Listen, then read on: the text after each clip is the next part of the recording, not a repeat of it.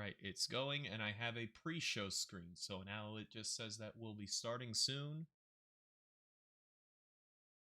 You know, so that all of our many fans can drop on in and talk to each other in the chat.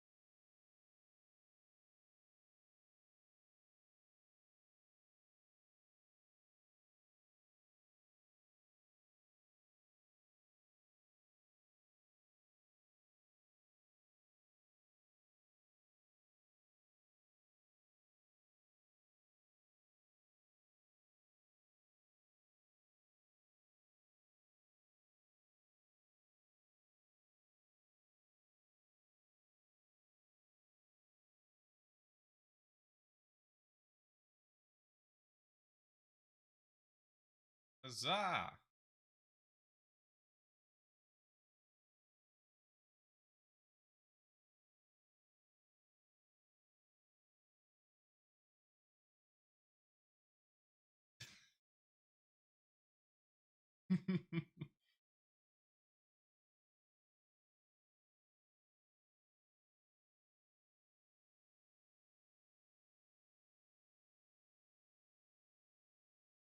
Use you.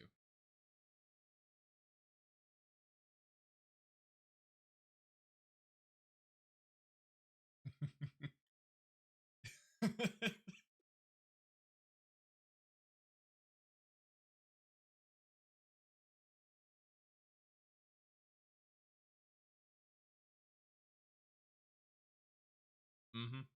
If I like salsa, I do that, but I will sometimes make some guacamole in that and just make that into a meal. Mm-hmm. Dude, I sometimes do a cleanse. Yeah, yeah. I sometimes do a cleanse where I don't eat for 3 days. I just do like uh juice, water, and then like in the morning I do like a saltwater flush to get everything cleaned out. And the day, like the entire time, I just start craving chips and guacamole. And so then the day after it's done, I make myself a big bowl of guacamole and then I just sit and I eat.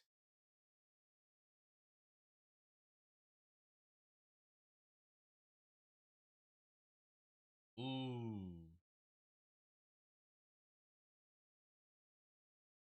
Yeah, yeah, that'll keep. It's like spaghetti.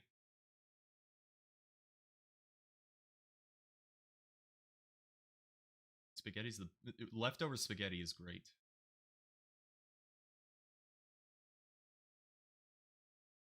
Oh, well, we are ready to go whenever because I now have a pre-show screen. So we're already streaming. It just has the pre-show screen up. Yeah. Bada bing, bada boom. It's almost like I kind of know what I'm doing this time. Almost. Almost. All right. Is everybody ready? Hmm. All right, then we are switching over to the intro. We have the music playing. I just realized without with the will be starting soon text, so we can into the intro that just disappears. So then it's just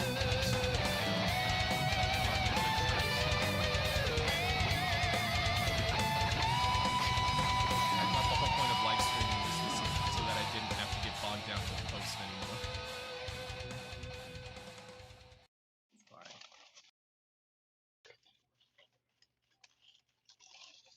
Well, here we are.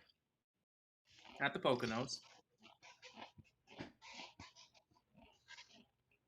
TTP once again, coming at you live from beautiful Los Angeles, California. Woo! Woohoo. Yeah. Yeah, that's not where I'm Yeah. at. Man, this is episode 6 of Talk the Plank Live. Apparently, Yes, definitely 6. apparently there's 2 episode 3s. Oh man. I don't know how that Yeah. happened, but this is episode 6, and man, episode 5 was the greatest episode ever, wasn't it? That was so good. That was great. Or Oh no, yeah, top it. amazing. I'm It was gone. incredible. Can't believe, I can't Best believe it episode just of my life. yeah, I know, right? I can't believe it Just all just disappeared. disappeared. All just Oh, yeah. disappeared. We forgot to hit record. I know. Womp womp womp womp. Hey, I know all about that. Mm-hmm. Yeah. Man, it was such a good episode. Ah, Way better than this episode is exciting. going to be. scintillating. Right. Already? I don't know. We haven't even started yet. Well, we could get started with a round of spot the main character from God Eater. boy. Yo, let's go! Let's go! Hey, well, All right. wait. Maybe I can bring do it up for the Let's do it. Let's see if I can work this out. Okay, Let me see. Let me pull it up, and I'll try to get it onto the stream. I'll pull it up. Unfortunately, this one's gonna be way easier. Okay. There's not a good group shot in God Eater 2 like there is in 1 in Resurrection. I finally get This to one's gonna be a participate little easier. in a critically Dang. acclaimed hit game. God Eater. No, find the main character. Spot the main character. Go. Make that into a video game. There it is. It's No. just Where's Waldo, Yes. isn't it? I mean, basically.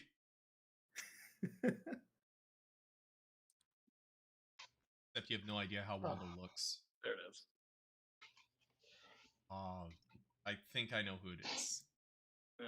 Easy. Yeah, it Third was guy gonna from the be left. easier. What? Third guy from the left. I'm That not one good in at the black this game. jacket. I'm not good at this game. Image. Yes, MC. I know it's him because he's giving the standard player character in dialogue stance. Mm, Oh dear lord. Oh no. Hold I'm on. gonna say purple jacket. Final answer. He's got enough belts that he's Alright. probably the main Okay, character. hold on. I'm Jordan almost... locking in a purple guy. Aaron, you're talking about third guy from the Guy in left. black the jacket. black Yeah. jacket. Also, Okay, here what it in is. God's Here it is, name ladies that and woman gentlemen. wearing there? Guess the main character. Vote Put now down on in your the phones. comments who you think it is. Don't skip ahead and cheat. Don't do that. No, it's fine. They're watching we'll live, so know. they can't. Oh do yeah, it. We'll they're watching come live. They find can't do you. that. We will. At the There very will be least, Well, no- that's Mitchell's what gonna they watch want, live. they- recording. I will find you or hunt you down. I would I'm- also like to Yours ask, is what too. on earth is the freaking cat woman wearing? Listen, Very What do you mean? revealing. The standard Catwoman attire. Of course, I should have known. Fool that I am.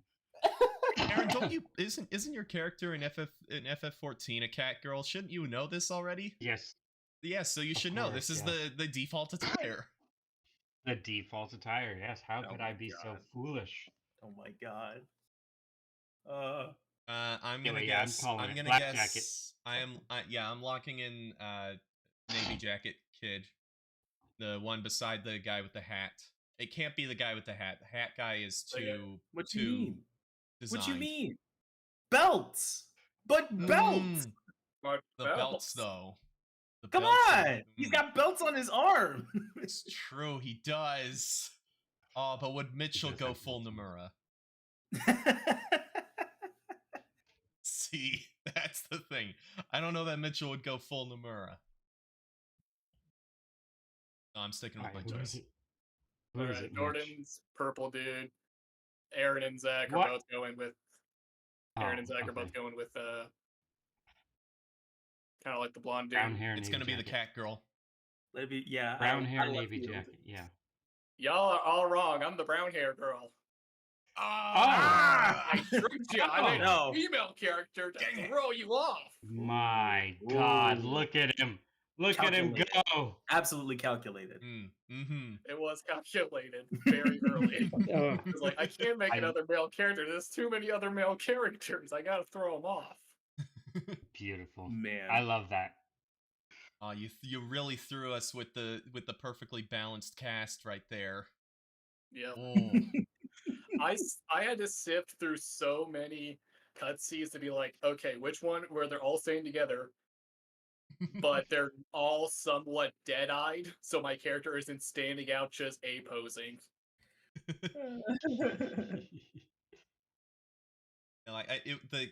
The one on the left, the far left, Beanie Kid, definitely isn't him. He's got too Definitely much of a NPC. he's got too much Like personality. that's a problem. Straight out of Beanie 12. Kid, definitely NPC. Cat Girl, definitely NPC. That's the problem. Girl on the right, probably NPC, but you could also make a character that looks like that. Yes. I mean, you can't unlock her outfit, exactly, so.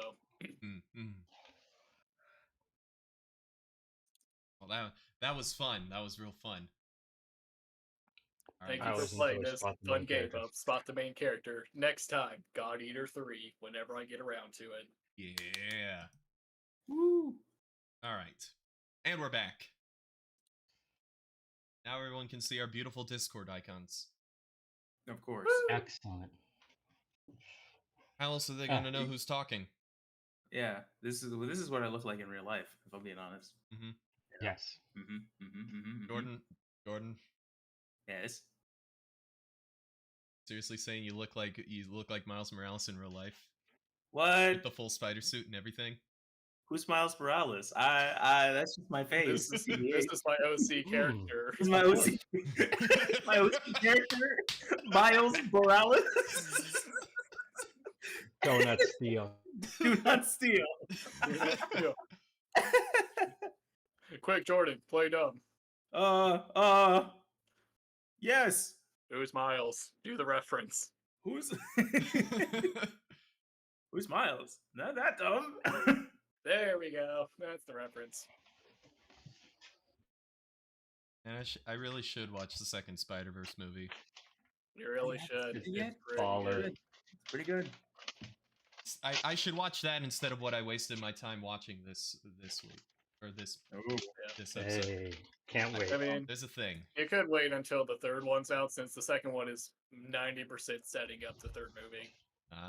Yeah. Just watch it as a big twofer. Just watch It's it. still pretty good in its own right. It though. is good. I really enjoyed it, but it was mostly just set up, unfortunately. I feel like by the time I get to it, that one sound bit is going to be so memed to death that I can't take the movie seriously. The 2099. Yeah. The wee. Yes. Yes. Oh, it's already pretty mean to death. Yeah. Every time I heard that in the freaking movie, I was like, "Oh man, shit's about to go down." Mhm. Shout out to Miguel. He didn't deserve the hate, except when he definitely did. Yeah.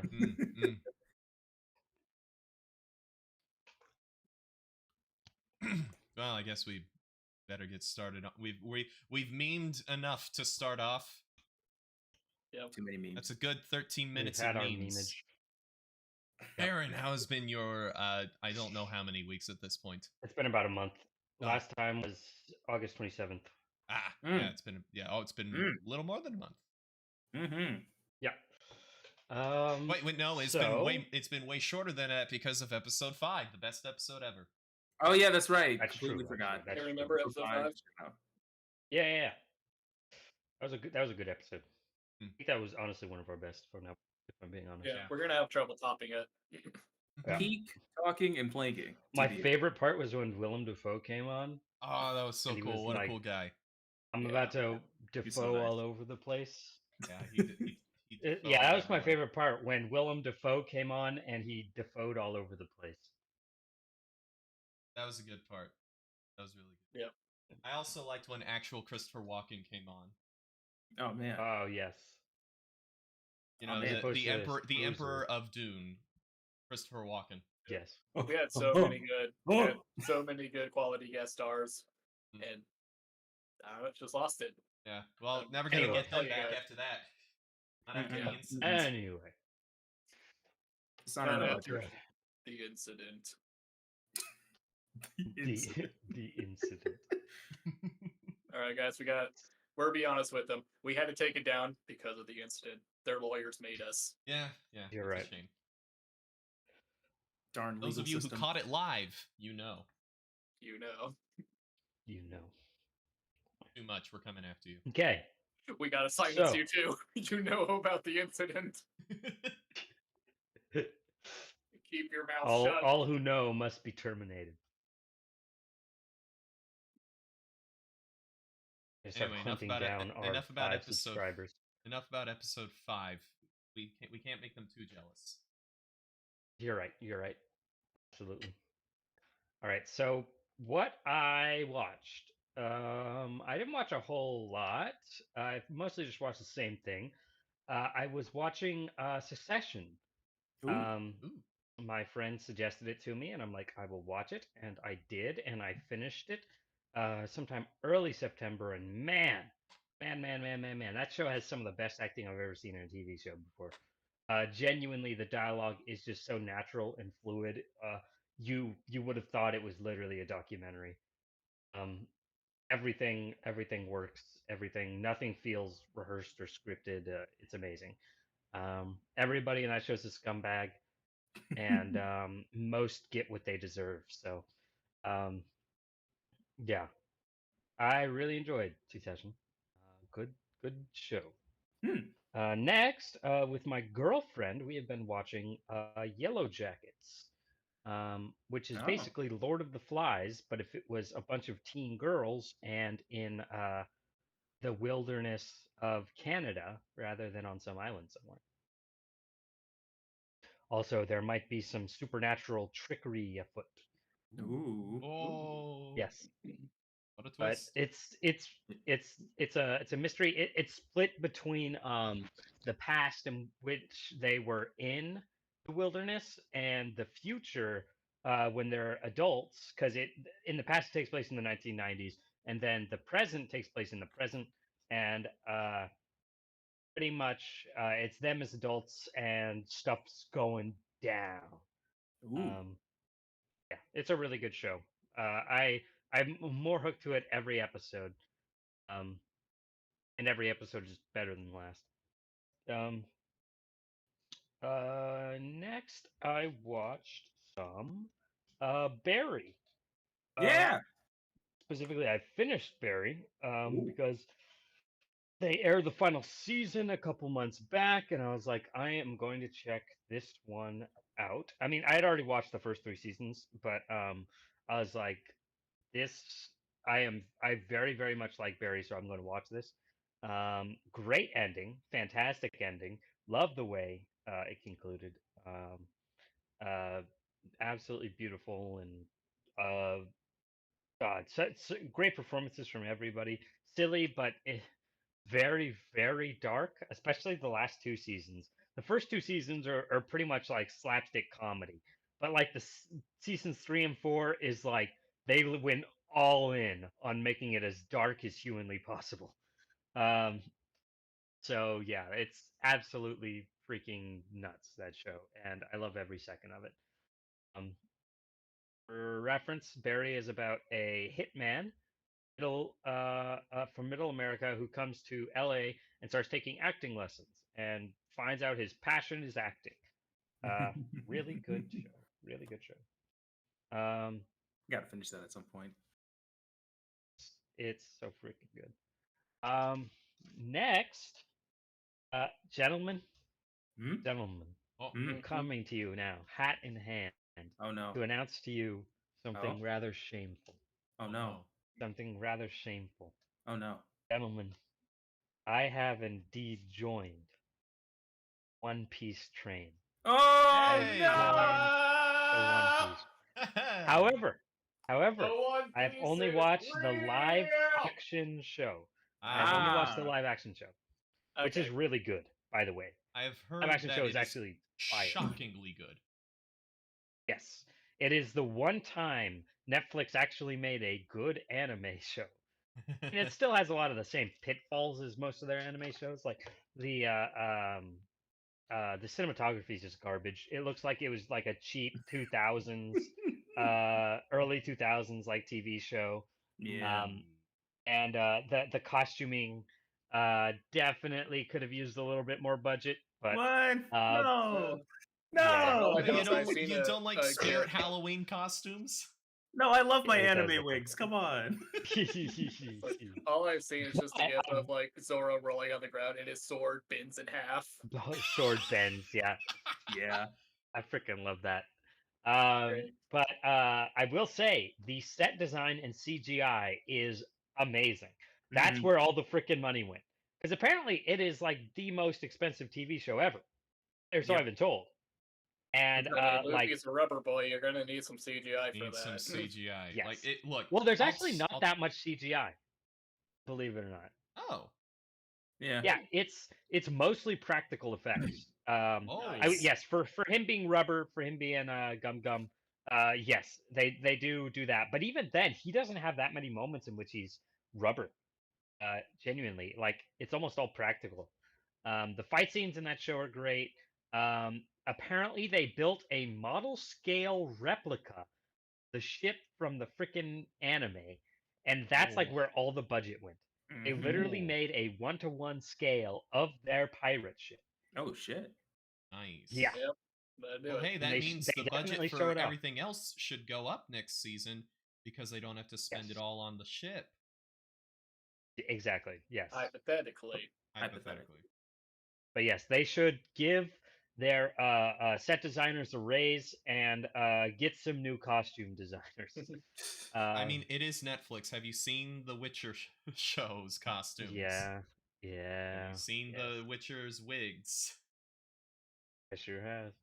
Mhm. Yeah, Netflix is always fails in that department. I don't know why. As long as they It's don't just- pull a Witcher season 2 thing and they actually stay on track. Oh, yeah. Well, they have a lot of material to work with, so I don't True. imagine they're going to be veering off too much. They have a lot of material, and Oda is apparently involved in telling them, "Don't mess it up." Yeah, Whereas he was involved the, in the whole thing, and you can definitely tell. Whereas the guy, Pretty much Cowboy everybody, Bebop, pretty much all the actors too are doing an exceptional job. Oh my god, especially Sanji. The guy who plays Sanji is Ooh. awesome. Can Not only confirm. is he an exceptional actor, but like he went through both fighting lessons and cooking lessons to better play his character. And Oh my during shooting, gosh. he cooked Mm. for the staff. He cooked for the entire cast for the staff. That's awesome. Like he's just a super cool dude. Like it's clear he has an insane amount of passion for the character for Sanji. Like it's insane. Cool. But yeah, I love him. I love him. I want to see him in more stuff. Honestly, I really hope he gets more roles because he did amazing in the show. Agreed. I might have to get a Right. month of Netflix and just binge a bunch of stuff then. But apparently, if all things go well, there are like 10 seasons worth material to adapt, which is surprisingly Easily. few for how long it is. But they did adapt a lot. They from what I've been told, pretty much like adapted how many episodes did they adapt this season? No, it's the entire East Blue arc. I don't know how Yeah. many episodes that is. Oh yeah, It's like that's the close first to 100 100. chapters. Yeah. Yeah. It's a good Yeah. chunk. That's where One Piece starts. Yeah. Again. Yeah, Kinda. everybody after this, they're like, how on earth are they gonna do it? Their budget's gonna be insane Oh, for the next freaking 100%. season. Oh yeah, yeah. Because 100%. like there's like 15 more Gum fruits or devil fruits they have to freaking CGI animate. It's gonna be insane. Yeah. Oh my god, wait, another actor spotlight. Buggy, the guy who played Buggy. Oh yes. Oh Holy my crap. god. Holy crap, he is so freaking good. I don't know who casted him, but it's perfect casting. I Congrats. cannot imagine anybody else playing him. Congratulations to Tumblr's new sexy man of the month. Oh yes. He's Aaron's sexy man of the month. Goodness I- gracious. He's I awesome. saw him as soon as that episode dropped. I was like, oh god, oh no, people are gonna go feral over him. Oh no. Great, knocked it out of the park though. You're absolutely correct. Oh my god, Buggy's so freaking good. Freaking love him. But yeah, One Piece. I literally, I have no. I may actually just pick up on the manga because waiting for season Yeah. 2 is going to be killer. Yeah. Waiting for season 2 is going to kill me. But yeah, I may. I will definitely not watch the anime because I don't want to watch like 50 episodes of filler in between every, every episode that actually furthers the plot. But I will definitely read the manga if I can't resist. If I have run out of things to watch or read and I'm like, I have nothing, I will 100% read the manga. Next, I've just been watching Justified City Primeval. It is a sequel to the original series Justified with Timothy Oliphant. Came out, I believe, 2008, 2009. Ran for a couple seasons. Is regarded as one of the best TV shows ever. And then they made a sequel where the last time the main character, Timothy Oliphant, who plays a U.S. Marshal, was in his hometown in Kentucky. Now he is in Detroit, following up on a murder of a judge. And it's pretty darn good. I think I'm 2 episodes off from finishing it. Really, really freaking good. I have no idea if they're going to do any more than one season. I don't know how they're going to do any more than one season, but still really freaking good. Like it. Okay. And I think that's everything I've watched. Oh, I did go see Hunting in Venice. The Hercule Poirot, Agatha Christie. Oh yeah, Hercule Poirot. Yeah. Hercule Poirot. Yeah. Yeah. The It Kenneth- adapted one of her Kenneth- stories the Kenneth in Branagh which Poirot. yes, yeah, Kenneth Branagh, in which he is investigating a haunting in a town in an old building, and alas, a murder happens while he is there, and he must investigate who done it while uncovering the mysteries of this house. Really freaking good. I really enjoyed it. Well, I don't know about really freaking good. It is good, but I wouldn't really go beyond that. It was I fun. loved his version of Murder on the Orient Express. So I need I to love see Murder I on the need to Orient see Express. Death on the Nile and this because I freaking love I love Kenneth Branagh as an actor and as a director. So I haven't seen Death on the Nile. I've been meaning to, but Haunting of Venice, I would say, is definitely worth at least checking out. Not as good as Murder on the Orient Express, but it's still a good time. And I mean, it's always so fun to see, just to watch whodunit mysteries, especially with such a great character as Hercule Poirot, who's just so interesting and fun to follow. Um, really, really enjoyed it. I think that is all I've watched. In terms of things I've played, I have really only played 3 things. One of which has taken up most of my time. Um, the first is some more Rainbow Six Siege. My cousin Logan hit me up and he's like, "Hey, let's play some Rainbow Six Siege." And I said, "All right, let's play some Rainbow Six Siege." So we played some Rainbow Six Siege. Oh man. And it's fun. I still really enjoy Rainbow Six Siege. I've played the crap out of it, but it doesn't get old.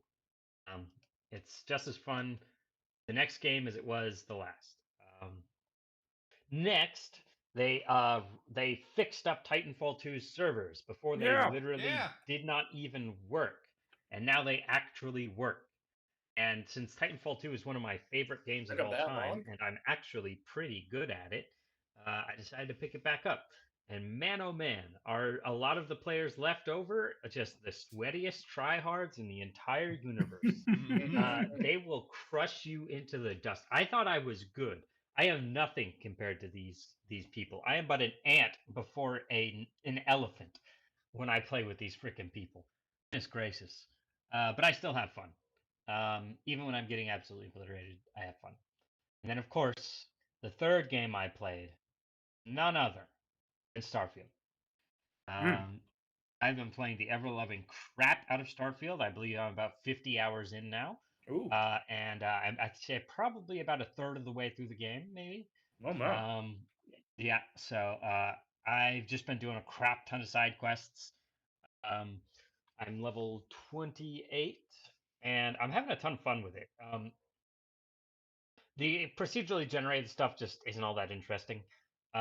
It's nice because you can go to each procedurally generated like building, and at the end of every building, there's like a chest with like a legendary rarity weapon that you can pull out, and it's nice just to hit them up for one of those suckers. But for the most part, the procedurally generated stuff just isn't all that interesting, and I've just kind of avoided most of it. Um, I've just kind of just been like up the main areas, which does kind of suck because now you only really fight humans, and like fighting weird alien creatures is very rare. Um, Hmm. so like 90% of the game you're fighting humans, and maybe 10% is like weird alien monsters, which sucks because I really like fighting the weird alien monsters. Um, Still having an utter blast with it. Um, the side quests are all super duper fun. I like the main quest. Um, the gunplay is really satisfying, probably the most satisfying they've had. Um, I have a bazillion resources, so I can build stuff, like build weapon attachments and etc. I haven't actually bothered building an outpost because that's not for me. I don't really care about building outposts. I just want to explore. So I haven't even bothered with that. Um, but yeah, beyond those games, I have played some tabletop games. Um, the only ones really. Oh wait, there's one more game. There's one more game. There's one more game. Mm-hmm. Uh, Bug Snacks. I have been Oh playing Yo. yeah. Bug Hey. Snacks. Yes, it's one of my girlfriend's favorite games. So she's like, "Hey, please play Bug Snacks," and I said, "All right, I'll play Bug Snacks." And honestly, I'm having a blast with it.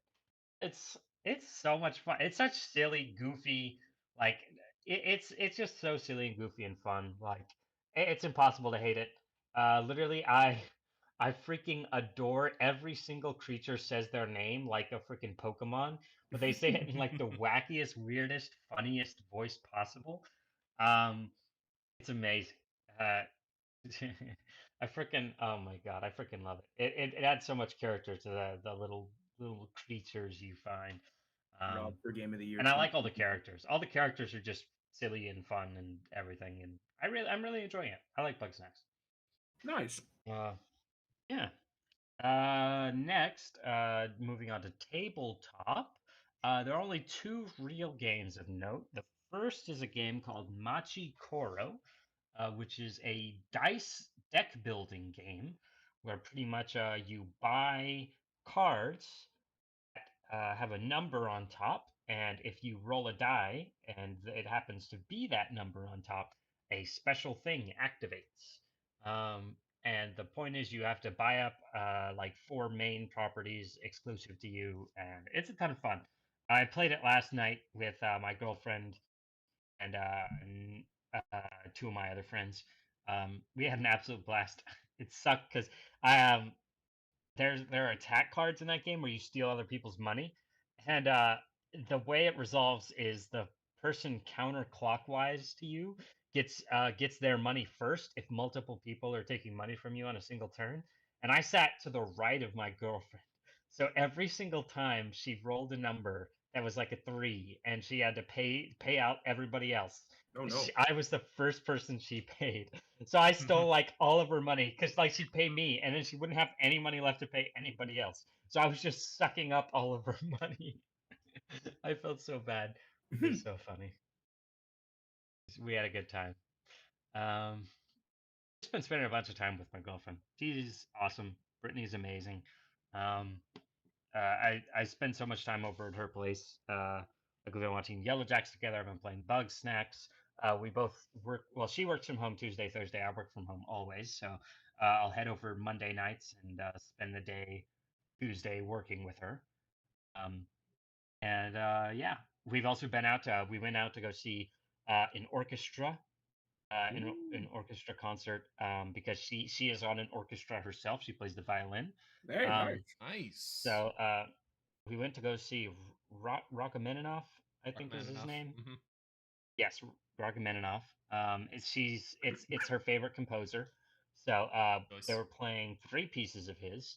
So we went and it was awesome. They got like a famous piano player to do a piano concerto by him Ooh. for the Mm. conclusion of the show. Um, really nice. Um, we had fun. And then tomorrow, actually, we're hitting up another concert. Ooh. Um, I believe it's Indian music, so that should be interesting. Hmm. Um, and then next weekend we're hitting up another concert, which I don't remember what the next concert is, but I'll look it Yo. up. But yeah, so we've just been doing a ton of stuff, eating out. Though I'm not going to be able to eat out with them anymore because I need to start saving money. But I had a ton of fun eating out with them as often as I could. Um, but yeah, fun times. The other tabletop game I've played is, and you may judge me for this if you please understand, Magic the Gathering, ladies and Y- gentlemen. Yay. Magic But the I'm also so Gathering. sorry. A Magic the Gathering. My good friend Tommy it makes a lot of money, so he has a bazillion Magic cards. So we meet up every Saturday, and it's me, Tommy, and then our mutual friend Sosa. Um, we meet up at Tommy's place. He gives us commander decks, which, for those unaware, commander deck is basically a much larger Magic the Gathering deck, and you have one card you can put into play at any time. Who's your commander, and basically every deck is basically centered around the commander. All the cards within it are like, hey, you need to like every card synergizes with the commander, stuff like that. You have more health. It's a much more casual way to play. Hmm. So if you have a bunch of people and you don't really want to sweat for the victory, then yeah, that's the way to go. Um, but I've been having a ton of fun. I've been running a zombie deck and just creating a bunch of zombies. That one's fun. Um, so far, Sosa, who is an expert at Magic, has crushed me and Tommy to freaking dust, grinded us to dust every single game. But I still have fun. I will say this: I did win one game because of a technical fault on the part of Sosa. We He take had that. a board wipe card, which he assumed just wiped me and Tommy's board. But oh no, no, it also wiped his board. So he played that. Ah. All right, And hubris. guess what? Guess what? I had a card that when it's killed, I can pay to immediately bring it back. And it is an incredibly powerful card. So I immediately brought it back after it got killed by the board wipe. And then I used that creature to basically insta kill him. So, Nice. for reference, Yes. Sosa was Yes. literally one turn away from winning. That was going to be his winning turn because he would have killed us all. But he said, no, I want to make it a big victory for me. And so Mm. he did the board wipe, and then it Mm. turns out it destroyed him and gave me the victory, pretty much. So that was Undone by awesome. hubris. You love to see Yes, it. literally, exactly, yes. Um, but so much fun though, Magic. I get crushed, but I always have fun, no matter what. Um, I think I'm slowly getting better. I don't know if I'll ever get to Sosa's level, but I am slowly getting better. It takes Um, practice. oh yes, oh yes. Um, So yeah, that's everything I've watched, everything I've played. In terms of things I've read, uh, I don't remember if the last time I met up I was still reading. No, I wasn't. Okay, I've been reading Oathbringer for the last month. Yeah. Um, Oh yeah. very good, very good. I think I'm about a third of the way through the book, a little over a third actually. I think I'm at like 500 pages in or so. Um, really freaking good. I love all of the like the backstory and the lore dumps on the desolations and what exactly happens during a desolation, which is Mhm. like, dang, this is absolutely utterly terrifying, Mhm. and it is almost impossible to see a way for the good people to win this. Mhm. But I'm sure it'll happen. I get the feeling that Gavilar gave a hint towards a possible victory at the beginning of the book, but I don't know. We shall see. How But about yeah, those really, Dalinar really good. flashbacks? Oh, they're so freaking good. They're the I still best. don't know why. I still don't know why he can understand that one person's name, but really freaking good. Um, yeah, it's the Blackthorn baby in his prime, going nuts. Going crazy. Um, Going Ah, kind of yeah, stupid. A I little bit. cannot wait to read more on that because, good lord, um, is it just so freaking interesting? Um, but let's see. I think that's the only thing I've been reading. Oh, I forgot to say, I'm also watching Zom 100 Bucket List of the Dead, um, which is an anime about a zombie apocalypse that happens, and this guy who basically was living a soul crushing job, or is working a soul crushing job, decides he wants to make more of his life in the post apocalypse and makes like a bucket list that he checks off throughout the entirety of the show. Um, it's good. I like Zom 100 Bucket List of Dead. I also watched My Adventures with Superman, but I think I mentioned that the last time we met up. That's really freaking good too. Um, anyway, that is, I think, all I've read. All I've read. So the only other thing to mention is what I've been listening to, which has been a ton of this one band called Clues, which is made up of members from two of the three members of one of my favorite bands, the Unicorns. Um, and they released one, just like the Unicorns, they released one full length LP and then immediately broke up. And they did that again for Clues. And so I'm like, dang, this sucks because Clues slaps. It's one of some of my favorite music that guy's ever done. Both those guys have ever done. Um, really, really, really enjoy that. But that's really all I've been listening to. Anyway, that just about covers everything. Nice. yeah. So Fairly eventful. moving on to Jadon, you're up. Yep, it's me. Hey everybody, it's your boy Jay Donathan back once again to give you all the rundown of what I've been doing. Uh, okay, all right, Excuse me. cool. Yeah, excuse me.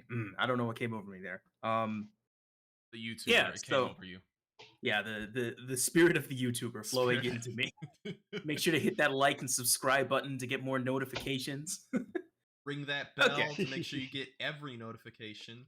Of course, you can't forget that. I But I am no remember only 30% of my viewers are subscribed, so make sure to subscribe. Okay, before I start, I hate those. I hate those so much. And I know that they're just hustling. I know that they have to do that to get their subscriber base. I know they have to. But like every time I scroll through something and I see hey, turns out only like 75% of my viewers are subscribed to me. If you're not subscribed, you should subscribe. I'm like, bro. Like, well, the come reason on. for that is I Come on. only watch like 10% of your content. I just feel an immediate surge of spite in myself, and I'm like, you know what? I'm not gonna subscribe to you now. And I almost unsubscribe if one of the channels that I'm subscribed to does it. I don't because I like their content, and I Listen, Jordan. but Listen, they're just on that Grussel, okay? they're on that Grussel Ugh. mindset, grind hustle set of mind, grind hustle state of mind. Yes. Yeah, but oh well. That's regardless about how I feel about YouTubers. Let's hop into some of the stuff that I played. So, gang, I have a confession to make. Oh boy. Mhm. I don't know if I'm gonna beat Tears of the Kingdom this year. I had a revelation while mulling about for the couple of hours that I was playing. I have made some progress. I did beat the second dungeon. And I was Nice. just like, man, I'm getting so sidetracked. This game is so huge. I don't know if I'm gonna beat this game anytime soon. If I do, I'm gonna have to like constantly play this game, And right now, I've been kind of doing a bunch of other things. So, I don't know if I have the time to sit down and dedicate to Zelda every single night. And the times when I do feel like playing Zelda, I'm just like wiped out from work, so I'm just like, let me just go to sleep, or I accidentally end up falling asleep on the couch. But Tears of the Kingdom, I'm making my way through it. Uh, there's a lot in that game. That's that's a big game. That's a very, Mhm. very big It game. is I think I'm only rather like large. I think I'm only like 45 hours in, which is a sizable amount, but for this game, that's uh certainly a penny in the bucket of the scale of this whole game. Um I'm going to do my best to beat it, but uh I found myself being taken away from this one Zelda game. I'm actually halfway through this Zelda game. Not Tears of the Kingdom. I started playing another Zelda game Oh, intermittently during Tears of the Kingdom. I've actually been playing Link's Awakening DX for the Game Boy Color. Um, hey. Nice. I had that game on Virtual Console back on my 3DS, and I eventually picked up a physical copy. But uh, you know, um, I eventually decided I was like, yeah, let me just sit down and play this. I have a hankering for 2D Zelda, especially. I haven't played one in a while, so why don't I give it a try? Um, that's a cute game. That's a fun game. I really like it. Uh, it's I'm about 4 dungeons in now, about to head to the 5th dungeon. Oh, Cool. uh, yeah, it's a solid time, great game. I think my biggest gripe with the game so far has to just be, oh, oh no. Sorry, you guys are coming through super staticky, so I'm trying to fix it. Oh, Uh, understandable. Sorry about that. Uh, Uh, sorry for your internet static. Yep.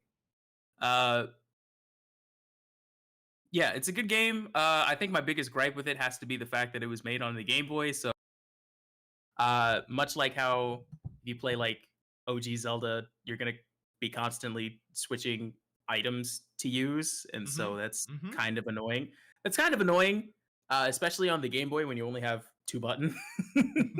So, uh, it's the constant stopping and starting and stopping and starting. But honestly, it's not nearly as bad as I anticipated. The game itself is really good. The music is actually really good in that game. I feel like we don't talk about some of the tracks in that game because they were beep boop Game Boy uh tracks, but honestly, it's pretty good. It's pretty good.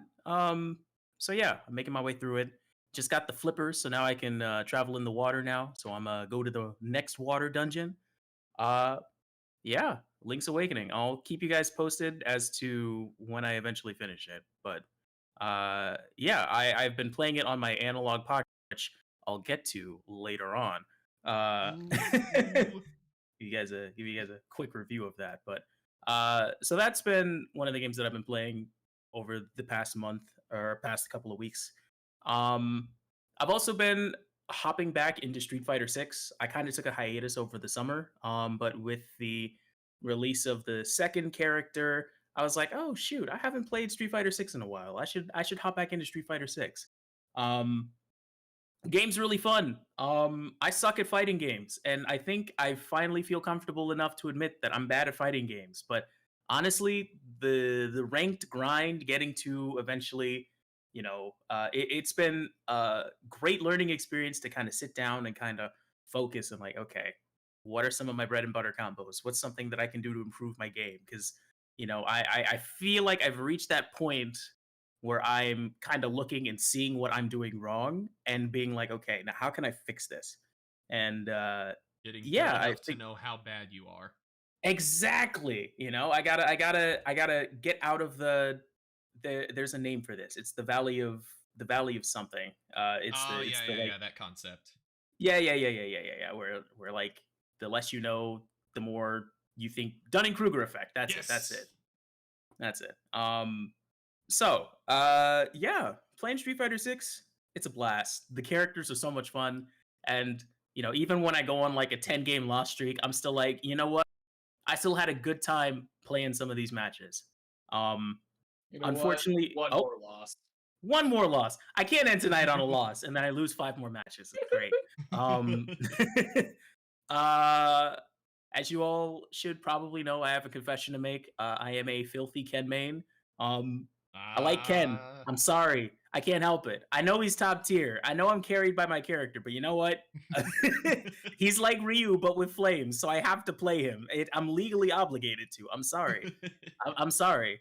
Uh, so yeah, ranking up with him. Although I think I might try and branch out with a couple of other characters that kind of pique my fancy. But I really kind of want to get more fundamentals down consistently with Ken before I kind of branch out into other characters. Just because it'd be. I think to have that good baseline when I move around would be good. But yeah, streets. It's fun. I'm gonna try and rank up to hopefully, uh, not just low level iron and get to maybe silver or gold at some point. But yeah, I gotta beat my friends in this game, so I gotta get better. I gotta put in the hours, so that's been fun. And finally, when it comes to games played, I haven't would you believe it, I haven't quite scratched my Zelda itch just yet. Haven't fully gotten it like gone just yet. So I picked up a game that was recommended to me by a couple of people that I know, just kind of on a whim, and started playing it like earlier this week. I picked up this game called Tunic. It's this, Oh, yeah, yeah. Tunic's It's a I've this. great heard game. good things. Oh yeah. For those who don't know, it's this little indie game that it's very much a isometric Zelda style game. However, I think the best comparison I have for this is like, despite how cutesy it looks, Tunic is to Zelda what like Hollow Knight is to Metroid and or Metroidvanias. Lot of inspiration from certain Souls, that Souls aspect, and this is the Dark Souls of Dark Zelda Souls of game. Zelda. That's not what I'm saying, but like there are a couple of things that really you could see are uh, influenced in it. Like you don't find hearts in the grass or out and about. There's like little quote unquote bonfires. I think there's statues in this game where you that's where you replenish all your health. There's a stamina bar. You have a dodge roll. So uh, but it's also takes a lot of elements from Zelda, not just from the look, but also like there's a little Z targeting button as well, which is really interesting because one of the things that I really like about this game is how uh, it also has like environmental kind of puzzles as well that really kind of play with perspective. So it's all on an isometric plane, but you can use the Z targeting button to kind of shift your perspective a little bit. So if you see something in the back with like a treasure chest on it, uh, if you like use your Z targeting button, it'll shift the camera a bit, and it'll show like, oh, there's a tunnel that was hidden by a block or a tree in the foreground. So that's been really interesting to kind of go through. The game's weirdly chill.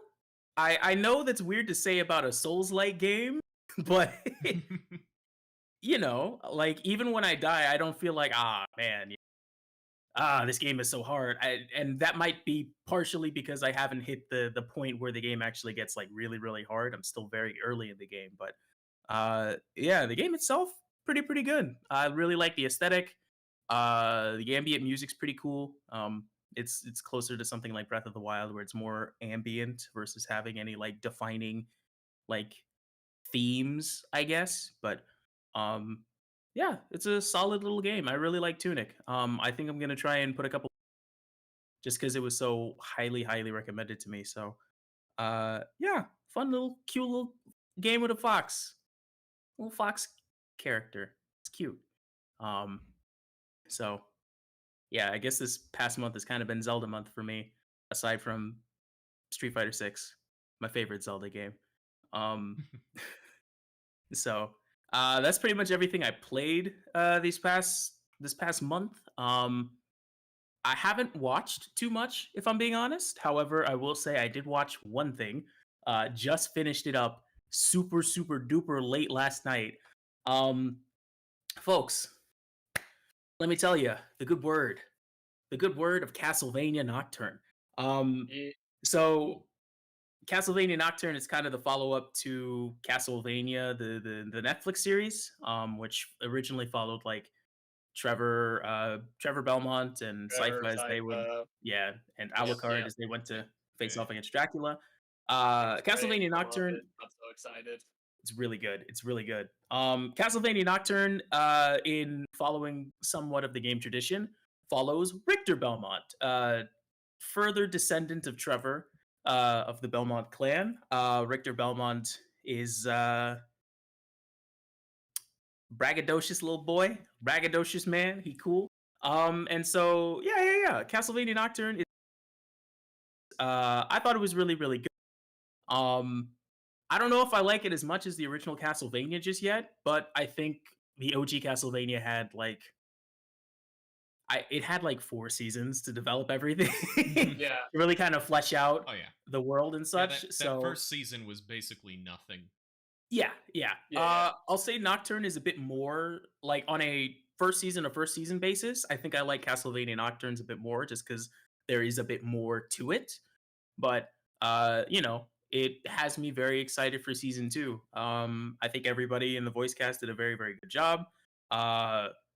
They made some changes to some characters, which I think were for the better, to BH, because Castlevania games is like, oh yeah, this side character.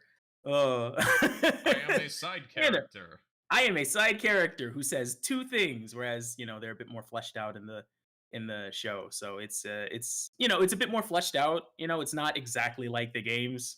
It's I don't think the OG Castlevania was either, aside from a couple of like references and such. But Yeah, they had a uh, bunch of references, but yeah, yeah, definitely less. Well, I'll say there's a bit fewer references to the OG games in Nocturne. There's still definitely some, but uh, you know, they very much are trying to tell like their own interesting story. So I'm very excited for season 2, if I'm being honest. Yeah, I think the wrap up to the first season was pretty solid. So yeah, Castlevania Nocturne. You liked the OG series? I'd say give it a watch. I really liked the OG series. Yeah, yeah. Wait, I'm sorry. What was that? I really liked the OG series. Yeah, I'd say it's worth a watch. I'd say Okay. Nocturne is still worth a watch. Really hope Good they time. do Dracula's "What is a Man" speech. Oh, Mhm. Oh no, is it um, gone? well, so Oh no! Oh well. so Dracula isn't in this series thus far. I don't know if that will change, but the big bad they are facing off again is not Dracula. So uh Well, sorry to I crush think- your hopes and I dreams. think Rondo of Blood. I never beat Rondo of Blood because boy, that game's hard. Yeah. But I think Dracula's the final boss of that, which leads Yeah. directly into Symphony of the Night.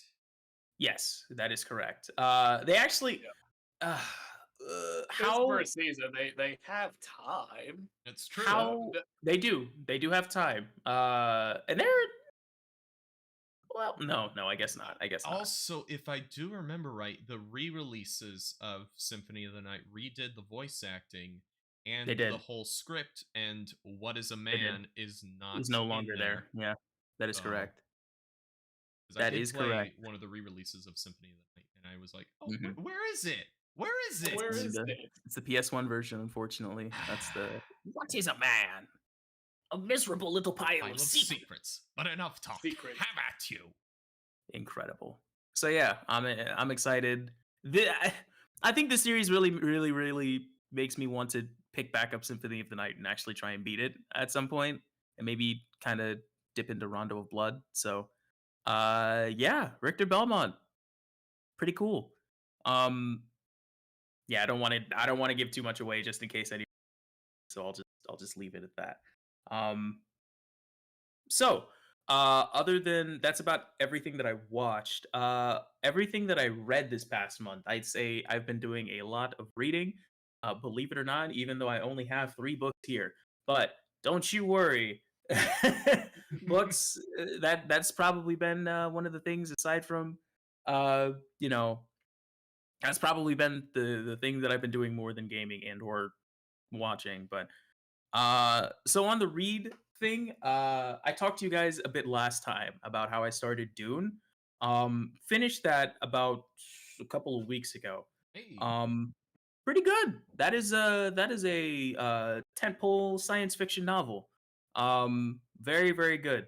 uh I think that it's very I think somebody else described it best as how it's like Frank very much wanted to talk about certain things and was like, okay, well, let me put what I want to talk about in the context of a like science fiction story that's going to get Mhm. kind of crazy. Mhm. Uh so pretty interesting, pretty interesting.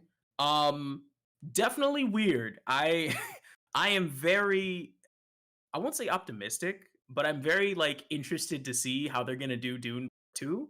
Uh or what it's going to look like, just because like after reading that second half of Dune, I was like, huh, interesting. Uh Now you so now you got to read Dune Messiah.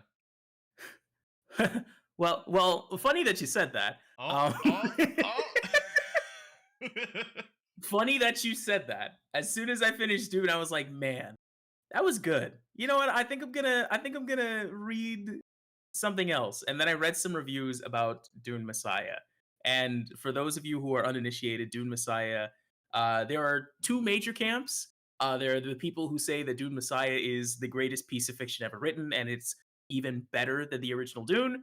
And then you have people that say that Dune Messiah is terrible, easily the weakest book in the Dune saga, Oof. and or like absolutely, I won't say ruin the franchise, but like definitely is a departure from the first. After finishing it, I definitely see where both camps are coming from. Uh I definitely don't like it as much as Dune 1. Um and it took it's a bit different because like in the first book it was like, "Oh, hey, it's about Paul and he's this thing has happened to him and this is his journey about the world around him, you know? It's very much like Paul learning about the world around him and like beginning to start to how do I put this? Uh Kind of use his influence, I guess. It's Mhm. kind of like a wary tale as to, hey, whoa, charismatic folks, you should be wary. Especially if they kind of like, are like, hey, I'm that guy. So kind of gives himself a bit of a messiah complex, kind of, which kind of leads into Dune Messiah, which takes place like a bit after the first book, and it's mostly politics, and not in a and definitely not in a bad way, because I definitely enjoy like, two people are talking and it's like, well, the way of the world is actually how this is supposed to go. Well, actually, people don't da da da da da, and like Doom Messiah is all that, and I am happy that Doom Messiah is like less than half the length of the first book, because I would um but I still think it is a very, very good book. I definitely love, well, I won't say love the ending, but I think that build up to the ending, it's pretty much just kind of the slow build up until like the last third, in which all of the like pillars start getting knocked down and things start to happen. Um, Questionable decisions at the end about a couple of things. I was like, Frank, what you doing there, Frank? What you got there, Frank? Did we really need this scene, Frank? Did we? Did we really need this scene? Um so good. I still think Dune Messiah is good. I will say the best thing about Messiah was that I was like, holy shit. Oh my goodness. What happens next? I Ooh. I almost went into Children of Dune just because I was like, what the heck is going to happen? What are they going to do after this? Um but I did not, because I was like, I need to read something other than this series. I need to get my head out of Arrakis. Which also, side note, sidebar, I want to kind of take the mic back for a second. Take the mic back for myself after a second and just go on a little tangent. They do something I really hate in Dune Messiah, which is a very, very, very small thing. But in the OG Dune, they only refer to the planet they're on as Arrakis, right? That is the name of the planet. If you do something, it's Arakian, Zarakim. The planet is called Arrakis, right? In Dune Messiah, in like the second page, they're like the planet Arrakis, commonly called around the galaxy Dune. I was like, no, no. Why would they call it that? Don't, no. So What are occasionally, we? Some kind of suicide squad? exactly. It reeked of that, and I was just You like, know, okay. Ellie, we really were the last of The us. last of us. Yeah, exactly. That was kind of my reaction when I read that. I was like, what is this? Why did you retcon this? We didn't need this. We didn't need that. It was fine just being Arrakis. Everything was cool. So yeah, Dune 1, absolute pillar of science fiction. Great read. Definitely kind of goes weirdo bonkers at the end, but I'm kind of into it. I'm gonna be real. Dune Messiah, also kind of weirdo bonkers. I'm not as into it as I was in the first book, but got some cool stuff in there. I like it. It's pretty cool. Definitely fleshes out the world a bit more so than like Arrakis itself. So I think it's cool. And then just yesterday, real quick, are you as excited as me to see Christopher Walken playing the Emperor in Dune? honestly, I didn't know that he was going to be the Emperor until I finished Dune Messiah and I looked up, oh shoot, who's gonna play like these characters? And I was like, Christopher Walken's gonna be the Emperor? Yeah. What? I can't Christopher Walken's gonna be the Emperor? I can't wait. You know what? Okay. All right. I'm here for it. That wasn't what I pictured in my head, but you know what? I think he's gonna knock it out of the That he's is gonna my, I think that he's is gonna my do it. motivation Good to job. finish the book and watch the movie. Personally. Understandable. How far are you in OG Dune? Not very far. Oh, It's gonna been get weird. It's gonna get weirdo bonkers. It's gonna. I can't wait. I can't wait. I'm not even at the. I don't think Paul's even at Arrakis yet. Oh, dude. Oh, you. Yeah, oh, you haven't even. No. I got man. to Fear is the Mind Killer, and I was like, oh, that's so cool. Yeah, that's where like, that quote comes from. I'm about to put you on blast. That's like 10 pages in, my man. I'm sorry. I know. And then I got like another 10 pages after that, and then I was like, man, I should keep reading this. And then I read something else for no reason. Yeah, it's understandable. It's kind of slow at the beginning, but there's some really good moments in that first part. I was like, ooh, what is it? What is this Game of Thrones drama right here? Ooh, this is interesting.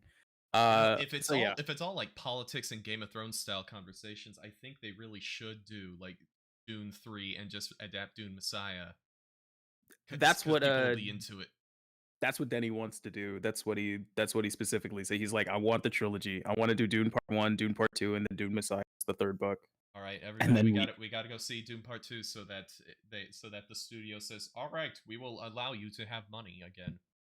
I'll unfortunately be seated. I'll be sat. I'm gonna see what Timmy Chimmy has to offer to Zendaya. So yeah, cool. Yeah, that's.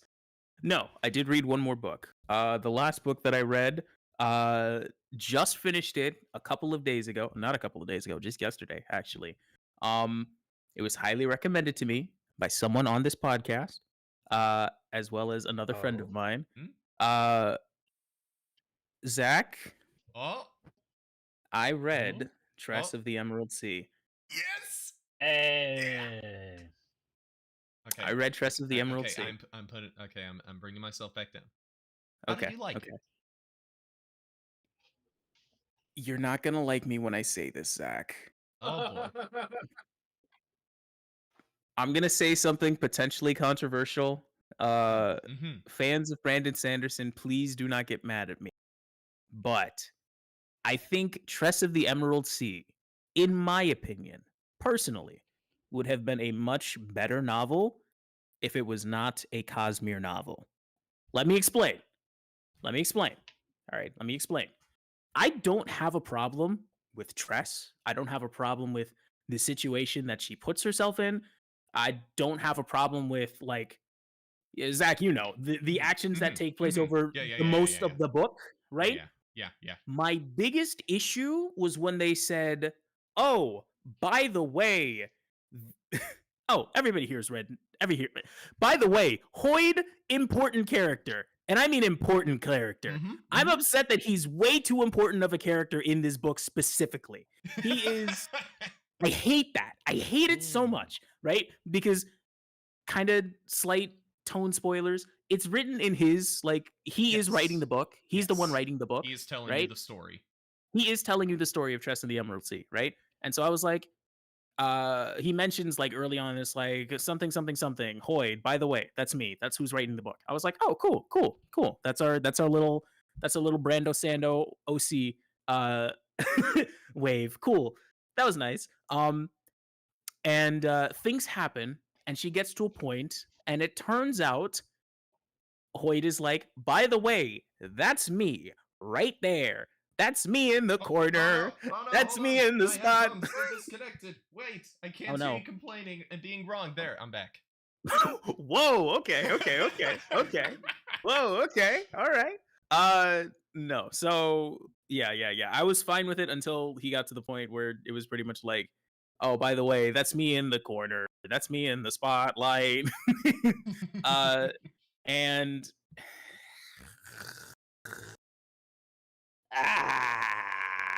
it it bothered me way more than it should because I was really into the journey that the main character was going on. I was really into some of the side characters, especially.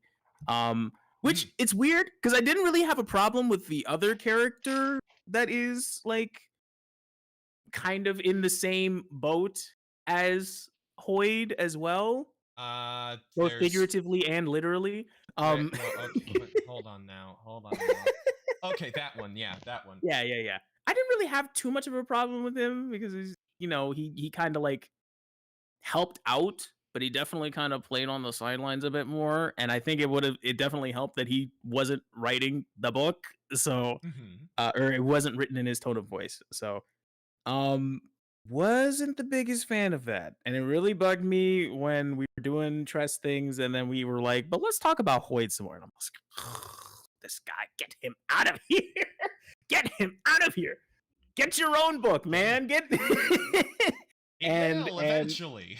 Exactly. And I feel like this was very much him. This was very much Brandon Sanderson testing the waters. This is like a stepping stone. And it annoyed me. It really annoyed me. It definitely is him testing the water because he's like, I'm going to write a book from Hoyd's point of view.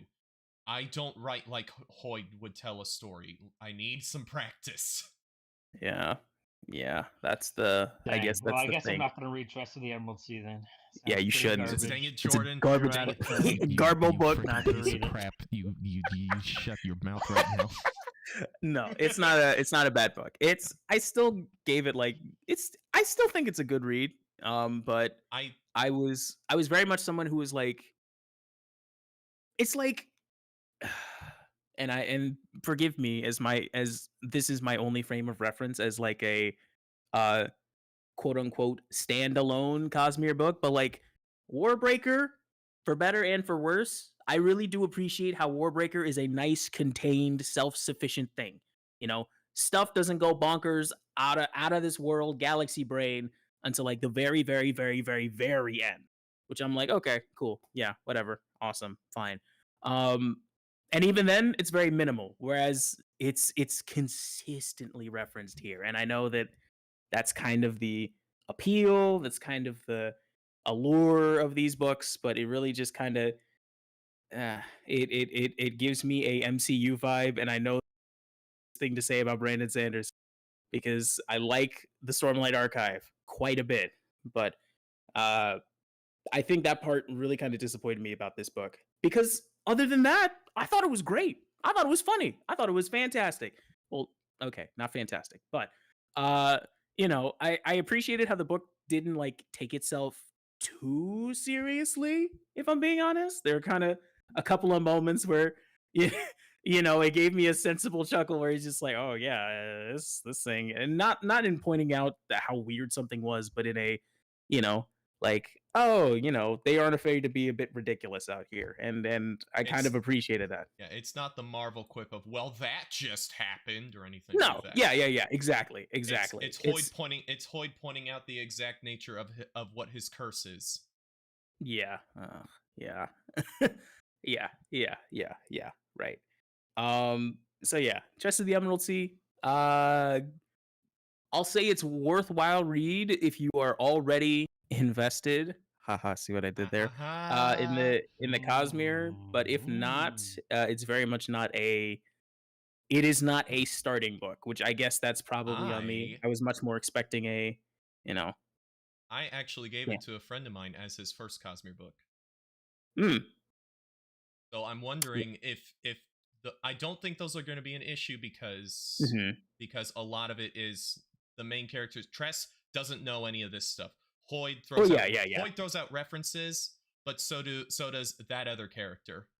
yeah, And yeah, so I don't think that's gonna be an issue. It'll be more like, oh, that's a weird thing, and then reading later Cosmere books, oh, that's what that was. yeah. So, I if it wasn't Hoyd's narration that was the issue, Mm. you will enjoy Yumi and the Nightmare Painter because Oh, Hoyd is the narrator, but he is not a part of the story. that is exactly what my friend who recommended I read told me. So I might give Yumi a chance at some point, but I'm gonna kind of take a break from Brando Sando for right That's now. fair. That's fair. And to be fair, the one of his things with the Secret Project books was to do weird stuff that he couldn't normally do with a Right, publisher. right. So yeah, Naturally. this is gonna be a weirder one, and for me, Tress just hits all the buttons that I like in Hmm. stories and fantasy. I like the somewhat comedic tone that can get very serious at times. I absolutely love high seas fantasies. I absolutely freaking love high seas fantasies. Oh my gosh, I love it so much. It is a high seas fantasy. My favorite book is Peter and the Starcatchers. Still to this Shout day. out. I read that book in like what was it? What was it? It was in elementary school. I read it in elementary school. It is still my favorite book. I go back to it and it's still my favorite book.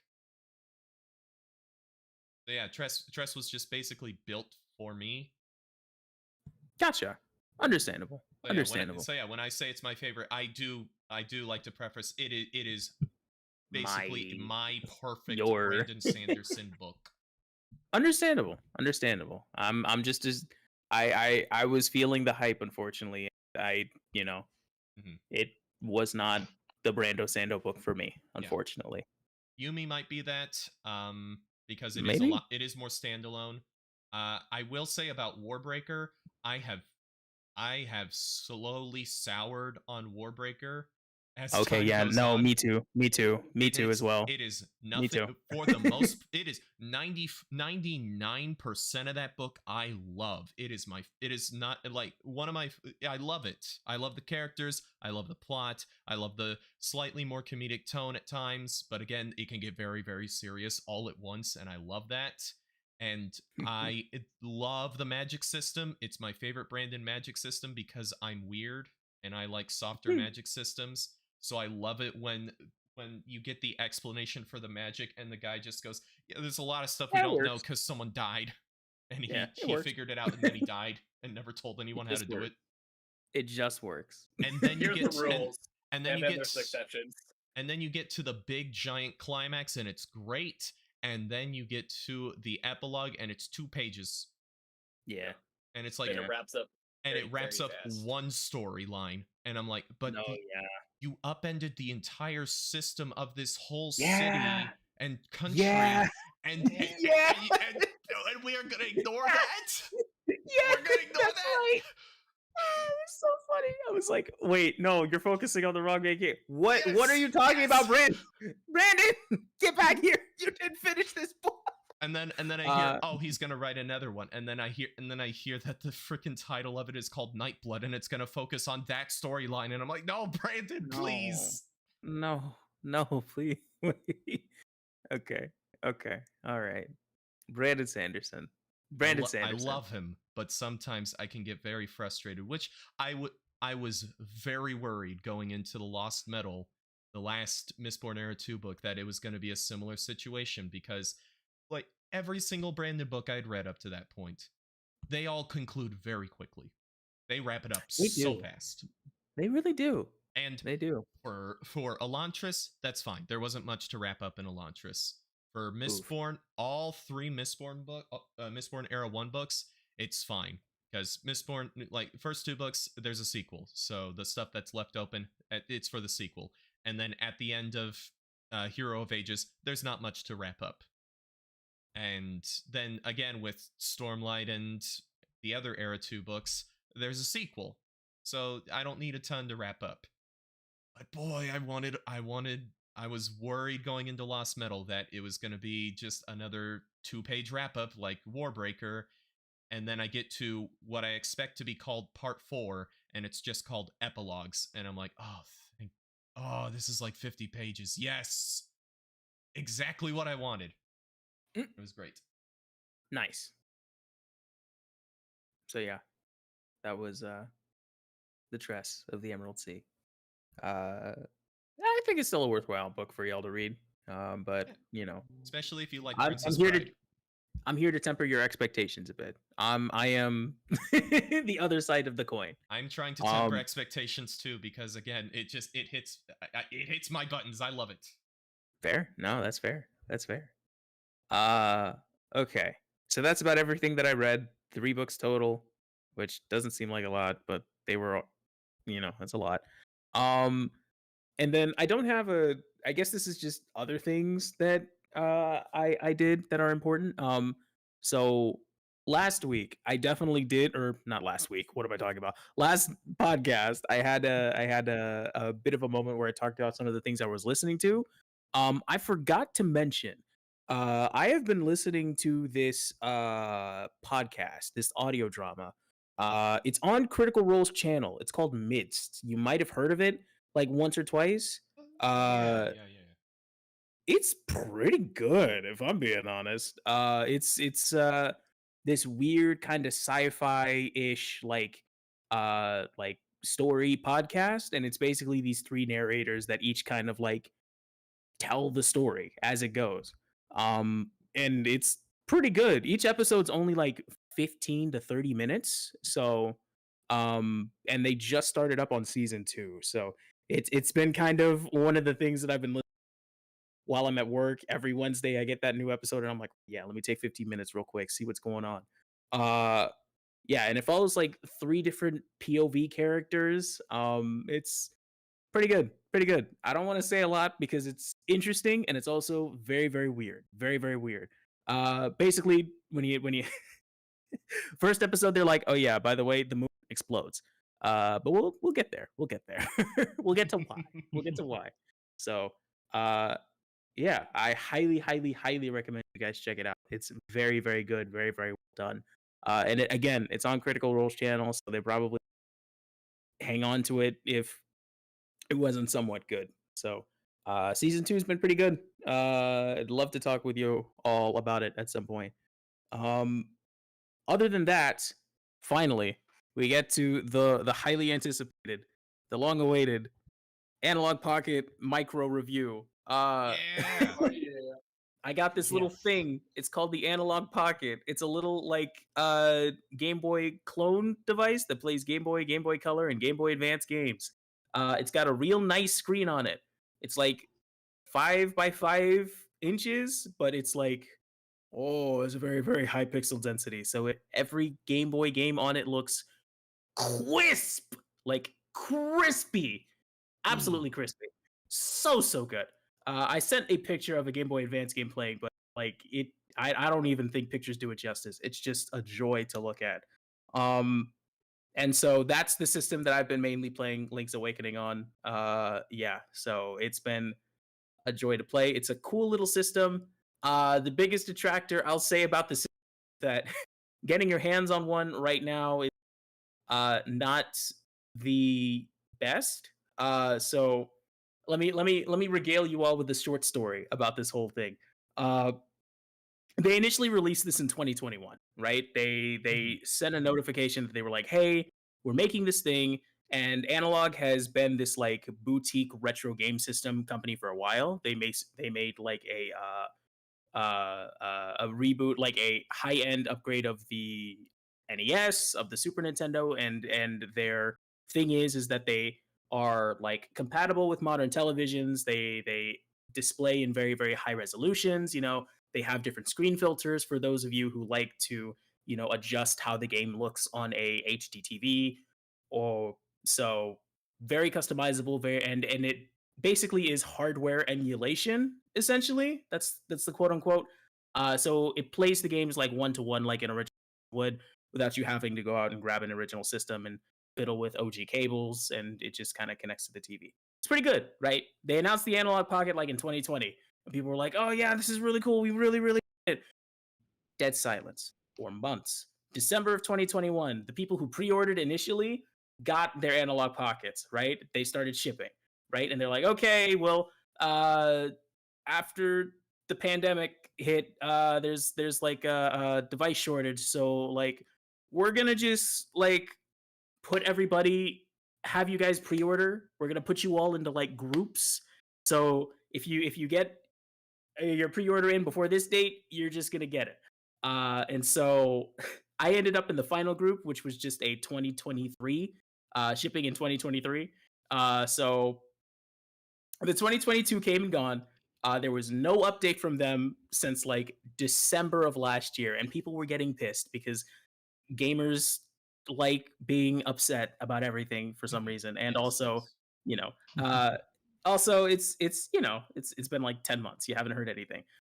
Well, it's been like 7 months because in July they were like, "Hey, everybody, if you have an Analog Pocket pre-ordered, we're shipping it in the next month. So get your asses ready." And everybody was like, "Awesome, cool." And then of course August 1st hit and everybody was like, "Where's my Analog Pocket? It hasn't shipped just yet." Uh, naturally. Yes. Because of course. But they started shipping them. They made good on their word. So I ordered mine back last November when I had finally had the extra change to spare for it. And they shipped it and they sent it. And I got it end of August. I want to say like right after the podcast, actually. Right after we last Okay. recorded, I think I got it. Um, so that was nice. I also got a dock for it, which enables it to be like a Nintendo Switch, so I can just plug the Pocket into the dock and play the game on my TV. It's very cool, very cool. I love it. Um, so like a day after I got mine, they said, "Hey, everybody, we're we're releasing a limited edition Analog Pocket. This one glows in the dark," and it's this like, it's this like hot green, like it's a glow in the dark green essentially, and it glows under blacklight or it glows under in the dark. It does what it says. That's cool, right? Me personally, I'm not too into glow in the dark stuff. I was like, okay, whatever, that's fine, that's cool. But a lot of people were very upset because like, and I feel like they had reason to be upset because their orders hadn't been processed or shipped yet, and they were already saying, "Hey, here's the new here's a new Yeah. limited edition. By the way, these are shipping immediately. Like you will not have to wait 7 months for these. You will get these immediately." Which Mhm. everybody was like, What the heck?" And so of course they go on sale. Do you guys want an estimate as to how fast this limited edition sold out? How fast did it How sell out? fast? About 5 nanoseconds. no, about 5 minutes though. Uh, Dang. Ooh. people were upset. Some people got them, happy for them. But a lot of people didn't end up getting them. What would happen? You know, the how it goes. Well, trying to get something online, sometimes you get it, and then they put you in the to check out, and time's out by the time you get to check out. So womp womp, too bad, so sad. uh so one of the other things that people were saying was like, "Oh, they released this limited edition. It'd be really cool. The form factor of the Analog Pocket, it really resembles the Game Boy, right? So like, what if they took a page from the Game Boy Color line and get the like atomic purple Game Boy Color? You guys remember the Gosh, like atomic purple Game yes. Boy Color? Yeah, Yeah, Everybody I was like, do. "Yeah, that'd be so cool if they released a limited edition of that." But they're not going to, because they just released the glow in the dark limited edition. So they wouldn't release another one so soon. Last week. Hey everybody, it's Analog again. We're releasing not just the purple. We're releasing a whole line of colored analog the pockets. translucent ones. Yep. So they had like blue, orange, green, red, purple, I'm looking at gray, them right all now. of that jazz. These are All nuts. of that jazz, right? I'm so sorry. I should have told you guys about this earlier if you were interested, because it went on sale on Friday. Oh, those are gone. Those are gone. Oh, absolutely. I checked in like an hour later. All of them sold out. And they don't do like refreshes for limited editions, so it's kind of whack. But again, I'm perfectly fine with my black analog pocket. I think it looks hot. I think it looks cool. I don't really need another one, especially since I already have like actual Game Boy. So it's fine. So happy for all the people who eventually got them. But of course, this was we're gonna ship it immediately afterwards. So I just thought that was kind of funny how they immediately went to limited editions right after they did shipping out orders for the OG ones. But yeah. It's a solid. I might have to try to get my hands on one of those, because like the way I have to play Game Boy games right now is on my old original DS, which is barely holding itself together. Yeah. Oh man. Yeah, man. Listen, if you don't have a Game Boy, that is that is the Game Boy to get, unless you want to emulate. Of course, I don't endorse emulation because that's against the law. That is against the law, maybe, probably. So, let me tell you though, it's really nice because the Analog Pocket also does support like ROM files on it. So, if you're a good boy like myself, and you take the Game Boy games that you legally bought and put them in a ROM dumper files onto your computer and then move them onto an SD card onto your Analog Pocket, you could theoretically play them. So that's been wonderful. That's been a hell of an experience because I've been playing some Pokemon ROM hacks, which again, I legally acquired the ROMs and just adjusted the game itself. So I'm basically golden in that instance. So yeah, been playing a couple of those. That's been fun. Shout out to Pokemon Prism. Nintendo. Yeah, sorry Nintendo ninjas, but also not sorry because I haven't done anything wrong. What's going on? Don't worry about it. Oh man, the Nintendo ninjas. Those are the bad ones. Yeah. Gotta watch out for those. Okay. All right. I'm done rambling. I'm done ranting. I'm done reviewing. Folks, that is everything that I have done in the past month. So, Mitch, what you been up to? Let me see. Let me pull up the list. Pull up the scroll. The list. The list. Like games. When we last recorded, like that very evening after we were done, I finished Nier Automata. Hey. Oh, nice. I completed it. Nice. I got all of the endings. Good stuff. Got all of the endings, and I completed the arena quest lines, which fortunately you don't have to fight the crazy super bosses to beat the quest lines. That's so yeah, nice. I just went through like the normal arena. I didn't have to do like the super crazy boss rush where they kill you in one hit. Look, but it was still pretty fun because they got to make the combat difficult somehow.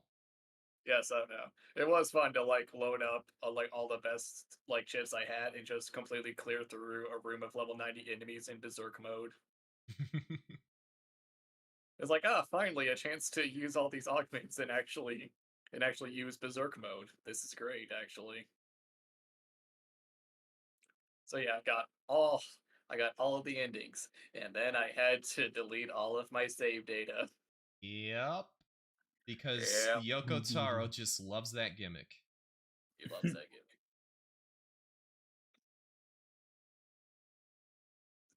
It's like, I think I tried like the boss rush like one time. I'm like, all right, before I delete the save data, do I want to try this? And I died in 5 seconds. Said, nope, I'm good. Let's just wrap this up. Nope, I think I'm good actually. No, you should. What you do is you just upload your save data, and then when you beat the game, just re-download it. Yeah, I didn't bother doing that. Fair. Because I don't care about the emotions that Yoko Taro is trying to make me feel with that. Because I'm overwhelmed with the emotion of, but what if I want to go back though? But what if I want to do? But what? But what if though? So yeah. Then after that, I went back to God Eater 2 to wrap that up, so I could go through all the cutscenes. So we could play guess the main character. So we could like guess the main character. So I finished the God Eater 2 story. I'm playing God Eater 2 Rage Burst, which is like the re-release. So they added extra story content after the main game. I peeked in on that and I said, "Nah, this storyline looks stupid. I don't want to play it." It's kind of like Persona 3, the answer. It's like, nah, I'm good. Oh gosh, yeah. It's like what they did with, like, different storyline, but it's just like, nah, that looks stupid. It looks like they're undoing of. I watched the cutscenes on YouTube, and it's like, oh yeah, they undid a bunch of the consequences from the main storyline. I'm good. So I didn't bother doing that. Let's see. I did take a bunch of other screenshots of the game though. Or have to try and find it real quick. Where is it? Like copying this? No, okay. So anyway, beat God Eater 2. So now I'm trying to figure out what to do. I have to play God Eater 3 at some point. I played a little bit of it, but not that much. It's like, where did you put it? Where? Steam, why can't you just put things in normal, easy to find places? That'd be too easy. Sure would be nice. Why are all the games just random ass numbers? I can't figure out where you put it. Yeah, but then you'd be able to find it. Yeah, and that's the problem. Can I upload multiple at once?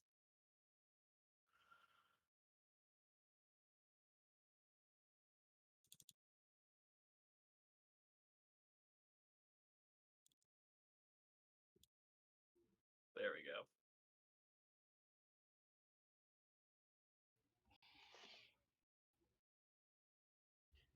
Because what is this game? What is God Eater 2? Sandwich. Sandwich. That What is definitely the a sandwich. What kind of sandwich is that? Don't ask him. Ta-da. It's all about the legs.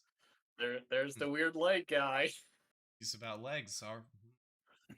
He knows what he's into, and it's legs. And this that third one. The third one. Did you choose the highlighted option there? Yeah, that's the one. Get a running start to hit this to hit a meal. Hit him at full strength, at full force, with a running start. That Yes. seemed to be the best one. Yeah. But yeah, God Eater 2 is very interesting. I kind of, in God Eater 1, it was super obvious who the main villain is. Remember, it's literally just the Pro ZD skit of the guy going, it's like, yeah. yes, my machinations like undetected. My Sandaroth. Yeah, it's that. In God Eater 2, it was the same, except this time it's a woman in a wheelchair, and I was like, you seem pretty evil, but they're not gonna pull the same plot twist from the first game, right? There's no way. Oh yes, they absolutely are. Same one from the first game. They'll never see it twice. They'll never see it coming twice. It did until there's like one point in the game where I'm like, no, she's just got to be evil. She's got to be super evil. But for a second, I was fooled because I'm just like, there's no way they're pulling the same plot twist. This has got to be a red herring. Nope, never mind. So yeah, I got here too. It's a fun game. I accidentally broke it with guns. With the bullet editor because I found. I was about to say you got the super bullet. Yeah, I found out a super bullet using assault guns because there's a modifier you can put on the on assault gun bullets where you can gain back the bullet gauge that you use, and it ticks back a little bit of your OP gauge, your bullet gauge, every time a bullet hits an enemy. And then I found another modifier that makes every shot split into 3 shots. And then I found a modifier that makes every shot rebound off one monster and hits a second monster if one's in the area. And it will ricochet back and forth between the monsters multiple times. Meaning I have created infinite ammo. So I literally just run up, grab both of the monsters aggro, lead them to a big area, and then I just sit there and I spam bullets. And they just get stun locked. They just flinch lock because there's just so many bullets, and my PC starts chugging because there's so many particle effects, and it's having to run so many bullets on screen. But man, it gets the job done fast. As long as it works. And does it work?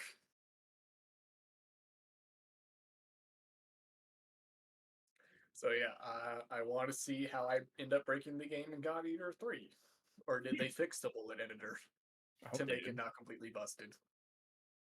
For the busting, Nah. it's part of the fun. Kept it It is exactly part the of the fun, same. though. It is the fun. Now, they did do something with the bullet editor to make it... Basically, they limited how many custom bullets you can bring into battle so that they're, like, limited use. Ooh. So, yeah. But other than that, what else have I been doing? No, no, I jumped back in and played a little bit more Cyberpunk for like an hour just to see the 2.0 update. Oh Ooh. yeah, that came out. Yeah, the 2.0 update came out. Not buggy. It apparently did not break the game like I thought it Hey. would. Nice.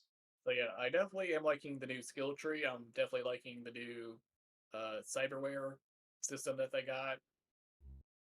It's a lot of fun. Or have to play around with it a little bit more, but yeah. Hacking is still busted. Because I've seen like videos that be like, hacking in 2.0 is completely broken. And I'm like, hacking was already broken. How much more broke did you make it? It's like hacking was already busted. I could sit outside an enemy like base and just hack their cameras and slowly and systematically slaughter each of them from outside and sitting in my car. How much more busted did they make it? So yeah, I have to play around with that a little bit more because like you can just refund skills easy peasy. You can just refund any skill Ooh, points. nice. So you can really it's super easy to mix up your build now, which is great. So I have to try that. I haven't done too much with the vehicle combat yet. I have to test that out. But apparently I can just hack cars now and blow them up, so Oh, heck that's yeah. gonna be pretty Yeah. busted. Just like in real life. Just like in real life, just hack the car and blow it up. Yeah, yeah. Mm-hmm. But other than that, the main thing, well, one of the main things I've been doing is playing naturally more Star Wars: The Old Republic. Of course, Of course, yeah. of course. Yep, because they released Yes. season 5 of their like Galactic Seasons thing, even though season 4 ended like a few months ago. So I don't know why they rushed it out so fast when they could be, I don't know, continuing the story. No, what? No, that's They ridiculous. could be continuing the story, but no, let's have another MMO season, and when the last one just barely ended. Fortunately, I've looked at the reward track. I don't give a crap about any of these things. So instead, I've mostly been focusing on getting more involved with the guild I'm at and learning how to do the 16-man raids, learning those mechanics, which has been fun. I've been on a few of the operations, and some of the operations vary from, all right, this boss's mechanics is tank goes in front and DPS stand behind it and kill it. And then some that sounds and very then some basic. yeah. And then some operations are like, all right, So then, when the boss gets down to 80% health, 2 portals are going to open up. Half the team needs to go into one portal, the other half needs to go into the other portal, and then you need to communicate with each other in order to lure the boss in one portal area around the arena, while the other half manipulates and destroys like crystals or whatnot in order to weaken the boss and make it vulnerable. And you have to lure it to like the right side of like the right part of the map so that they destroy the right crystal in their part of the map. Hmm. And I'm just like, I'm just gonna be like, all right, just point me where I need to go and just tell me because I'm not keeping track of this nonsense.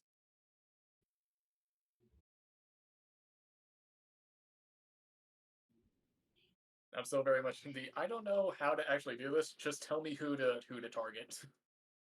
That's all I can do right now.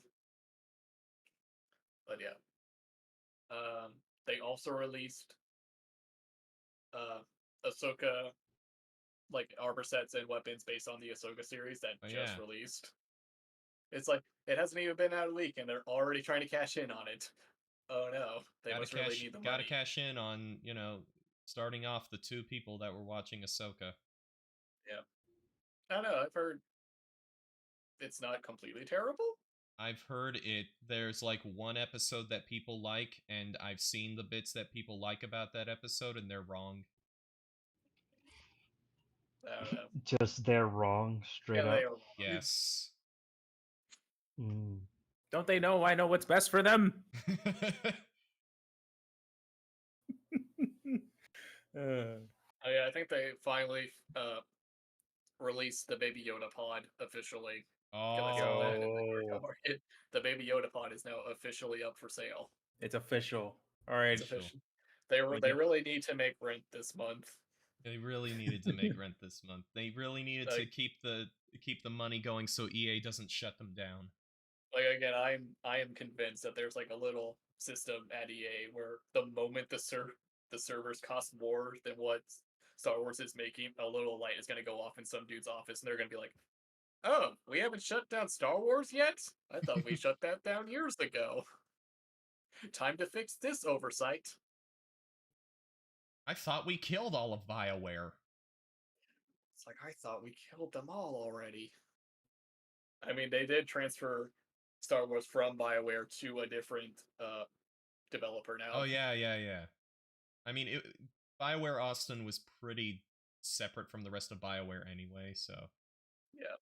Not too hard to shuffle them into a new studio. Yeah. But yeah, it's definitely where it's like, okay, is this a good thing? Will they have more time to devote to the game? Or is this, alright, time to go to the hole where you can die? To the hole. They got moved to a different closet, so now they're not by the TF2 guys anymore. Yeah, it's real sad. They were becoming such good friends. They were such good friends in our minds. In this fake narrative we've created. Yeah. Let's see. The game I've probably been sinking the most time into is Tales of Symphonia. Whoa! Hey! Tales. Yeah. Hey, it's been a while since I talked about some old game that no one cares about anymore. Let's fix that. Tales of Symphonia. What do you mean nobody cares about? Sure. Come on. Okay, well, Everybody cares about Tales of Symphonia. Shout out my boy Lloyd. Yeah. All He right. was good. Super Smash Jordan. Flash. Well, at least Jordan cares. Yeah. I care. Do you? Have you played it? I have touched Tales of Symphonia. You've touched... Oh yeah, it does. It says right here, one friend has played. How many? 1 hour. Yeah. Yeah, you played 1 hour. Have you Nice, of gotten course. out from the main village? Yeah, I got out of the main village. I went to like a tower, I remember, and that's it. Oh yeah. Went to the tower. You went to a tower? Which one? I don't remember what tower, I just remember a tower. Just remember a tower. Yeah. Okay. When does it say how long ago did I play it? I don't know. It just says 61 minutes total. Here, let me. Do I have Steam pulled up? I can pull up when I last played the game. Let me do that. Yeah. My copy was played on the OG GameCube, So you're not gonna see my plate, but Well, good for you, Jordan. I have more than 1 hour in the game. All right. How far did you get? Did you beat it? No, I got like Okay. 6, 7 hours in, so not Do too you far. know But about the second world map? yeah, yeah, Okay. yeah. That's about where I I'm think at. I've heard Nice. of that, but that's it. Come on, Steam, load. Load. I clicked on Tales of Symphonia, and now I have a loading icon on Steam, which I've never seen before. Interesting. Hmm. But yeah, I've been playing Tales of Symphonia. That's been fun. I like Lloyd. How long ago? Was it like 2 years? Last played August 27th, 2018. 2018. Yep. Well, I enjoy Tales of Symphonia. It's a good game. It is a good game. You should probably play more than 1 hour of it. I probably should. Yeah. I've really been having fun going on the quest to restore the world and finding out that, oh, the angels are probably evil, aren't they? It's a JRPG. It's a JRPG. Let me guess. The angels are evil, aren't they? Yes, I was correct. Oh no. And I was like, oh, who's this mercenary guy who seems to know way too much? I sure hope he doesn't betray me. No, my boy. What? My boy. No, I can't believe he would betray me. Oh no. I do love him. He's my favorite. It's like, I do Great. like Kratos, though. I wish he came back. Wait, is his name Yeah. Kratos? Yeah. I think they pronounce it Kratos or some Yeah. crap, but no, it is spelled Kratos. Oh my gosh. That's great. It's like the game pronounces it Kratos, but I refuse to call. But no, his name is Kratos, and I refuse to call him that. Doesn't the game know I know what's best for it?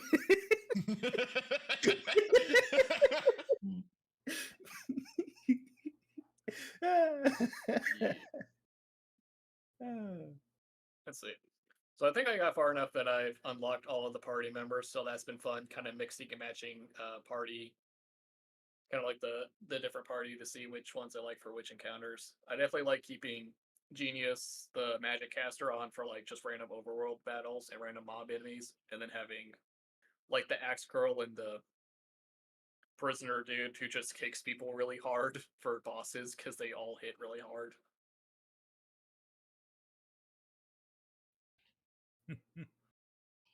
Nice. Yeah. Yeah, it's hard to explain this game. There's a lot to go over. Yeah. One of those games. It's a JRPG. It's a But yeah. JRPG. It's JRPG. But yeah, you unlock a second world. Demon Fang. Demon Fang. Damn, I'm a Demon Fang. genius. Double Demon Fang.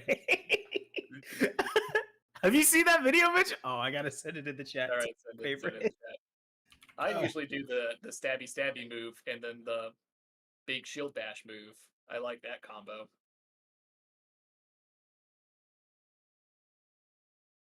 Yeah. I don't know, it's a JRPG. There's a lot of story. It's hard to get into without just going way off into a tangent, but I've been enjoying it. I There we will go. say, even though it's a complex JRPG, I have way more confidence playing even the oldest JRPGs than any old CRPG. Oof. Like Can't say I played CRPG. I would have way more confidence playing Final Fantasy 1 than Baldur's Gate 1. That's fair. That's honestly fair. I mean, Final Fantasy 1, it's kind of dated, but it's definitely still Yeah. playable. Oh yeah, very It playable. is definitely still playable. I don't know about Baldur's Speaking Gate. of old games that no one cares about anymore, I've Oh. beaten Final Fantasy 1. Yo! Hey! Nice. Hey, nice. I beat it like years ago. It's good. Yeah. Yeah, solid game. 4 Yeah. crystals. 4 heroes of light. Yep. Yeah. Easy peasy. Pretty much. So yeah, I don't know. I'm trying to figure out how to sum up Tales of Symphonia. The world is in decline.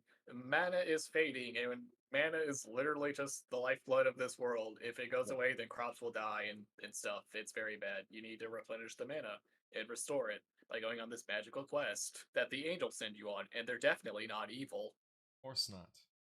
Mm-hmm. What do you think this is? Yep. A JRPG? Or something. Yeah. So that's you eventually find the second world and you access it and find out that it's basically like a cycle where one world is flourishing with mana, and the other world is declining, and they each have like a quest of regenerating the world, which will suck the mana from the other world into theirs. So it's this vicious cycle that the angels are in control of. Don't know why yet. I'm still figuring that part out.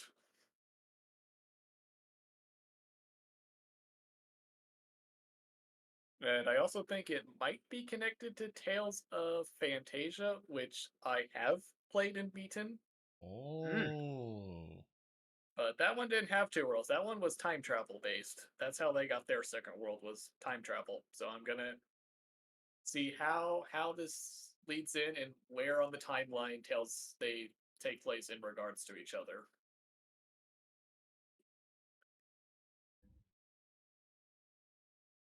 But yeah. Right on. But yeah. Other than that, I don't know. I haven't really been watching much or reading much. Been a little busy with work. I keep getting drafted to go help out at other sites, other places. But let's see. Other than that, probably just maybe what I've listened to. I've been listening to a lot of Within Temptation because they've been releasing new singles every now and then throughout the year that I've been liking. Found a new band I like called Dynasty with a Z. They're pretty fun.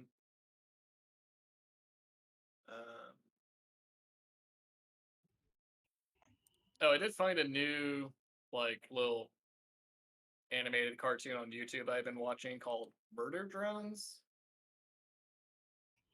I think I've heard of that. One second, let me look at. Yeah, Murder Drones.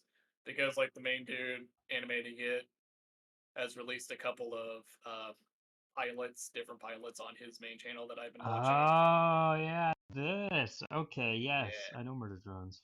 Yeah. Yeah, the dude in charge of it released a couple pilots. Like one of them was named like Cliffside or something, and I saw that way back when, so I've been kind of following him out of the corner of my eye.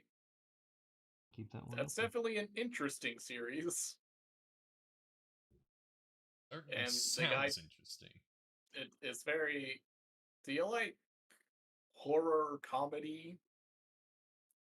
Do you like Sometimes. eldritch body horror, but this time it's robots? Hmm.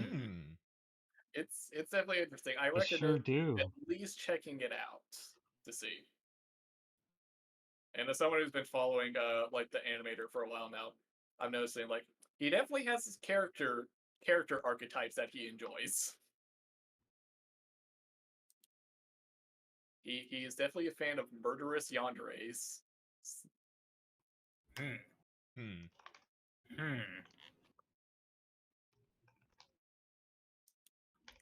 Let's see. And another one is Big Top Burger. Yeah, I've been love trying to Big Top recommend Burger. Big Top Burger. Have you seen the newest episode they released a while back? I believe so. Yeah. I can't believe the Second. Cats musical is an integral part of this cartoon's lore. Zach, you really need to check I out do Big Top need to. Burger. I've seen the first episode. I need to watch the others. Pretty good. Pretty Shout good. out Steve. I need to watch Shout out this. Steve. I've heard of it. I think you talked about this before. Yeah, Yeah. no, I really enjoy it. I really like this dude's animation style. Yeah. It looks 2D, but it's animated in Blender. It's 3D models, and he just draws like the faces and details on top of the models to give it like this 2D Awesome. look. It's pretty interesting. Love I that like it. animation stuff. Ooh. Shout out Worth the Kids. Shout out Worthy Kids. He is very talented. Mm-hmm. And I think he's the one who does all the music for his own series. He does. He Yeah. does. Which for Also- Big Top Burger, great. Pretty great. Yeah. It's like Up is a banger, and so is Down. Mm-hmm. That was like another one he did, The Wire. That one was interesting. Mm-hmm. It's like, I don't know why this guy likes clowns so much, but You know what? I'm here for it. I'm here for it. But yeah, now that's about everything I've done, so we're just handed off to Nelson. All right. So first off, I I'm That pretty looks- pretty sure I mentioned it last time, but I got a new job working at a school. Nice. English teacher, 8th and 9th I grade. know. If I can add one more thing about Tales Oh, of yeah. Symphonia, Yeah. this clip just reminded me. I've been playing with the Japanese voices. Ah, that's why that Now didn't. Nice. let me explain myself. Let me Mhm. defend myself. Mr. I'm not Weeb. playing. No, let me defend myself. I'm not playing with the Japanese voices because I'm some filthy weeb like some people. I don't know what you're playing with the talking about, all Japanese right? voices because they know didn't what you're bother talking to about. voice the skits in English. So all of the skits are just voiceless. And I like to hear them talk when they do the little skits between all the characters. So I'm playing with Understandable. Japanese voices. Understandable. I agree. That's actually why I play with Japanese voices. Oh, yeah. And Uh-huh. like No, all no, the no, games no, I no. play. I'm playing with Uh-huh. Japanese voices because there is just Because- legit stuff that's been cut from the English dub. That's exactly what happened with Persona 5, actually. Is it? I'm Yeah, not that's sure exactly if what happened. That's why I had to play it in Japanese. Really? Mm-hmm. Yeah. Sure.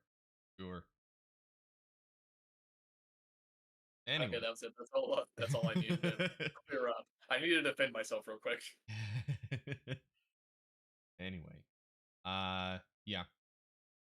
The new job, English teacher. Boy, I feel completely overwhelmed, which everyone is saying, yeah. Mm-hmm. Yeah, that's unfortunately how it's probably going to be. So, but there's a ton of people who are a huge help in the school district, and the school itself has a ton of resources to help out. So I'm making by and getting by and figuring everything out. I did this past week had like the first couple lessons that I was like, oh, this is really good. This is really good, and these went really well. I had a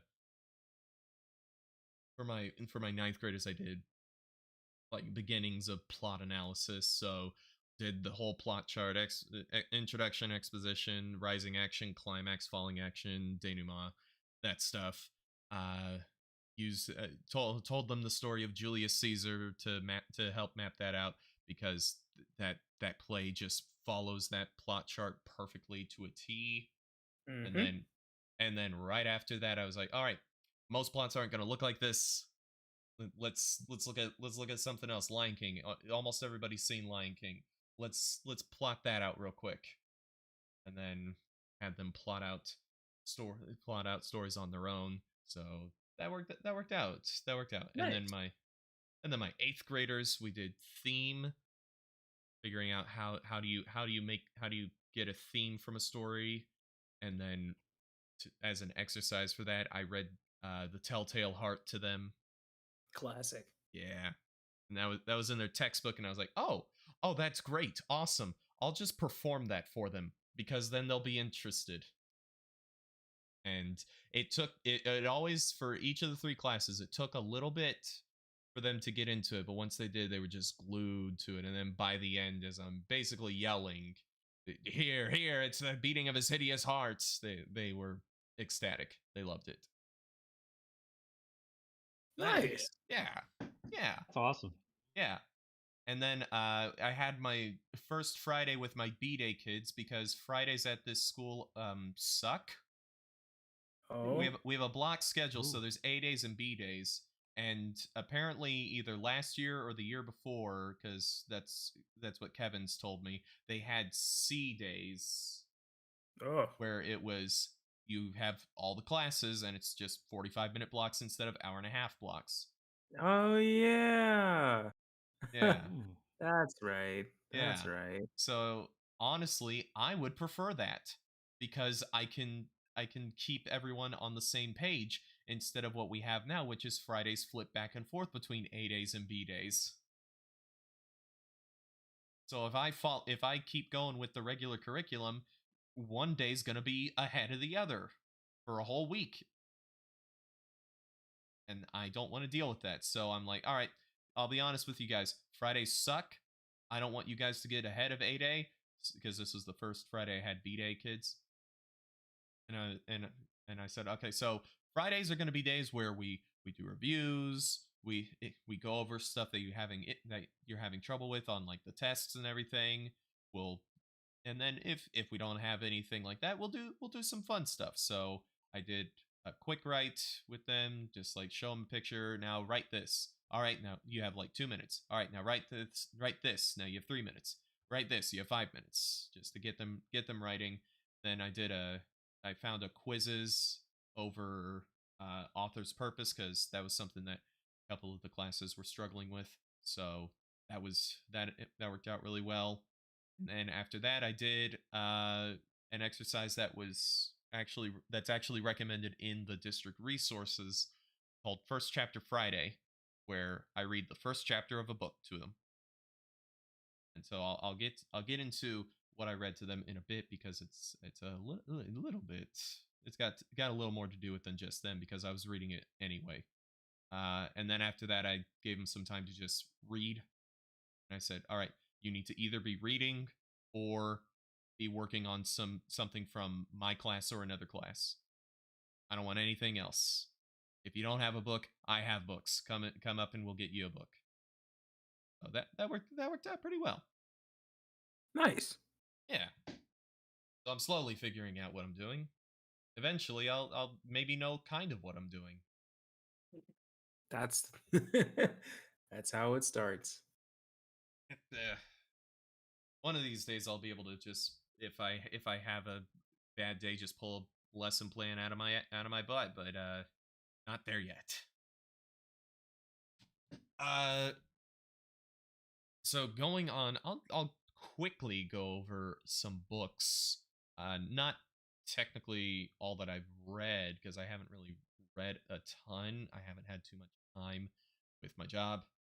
But I have read a little bit. The book I read to them was a book I had bought for myself. So I wanted to read another Neil Gaiman book, because I really love Norse mythology.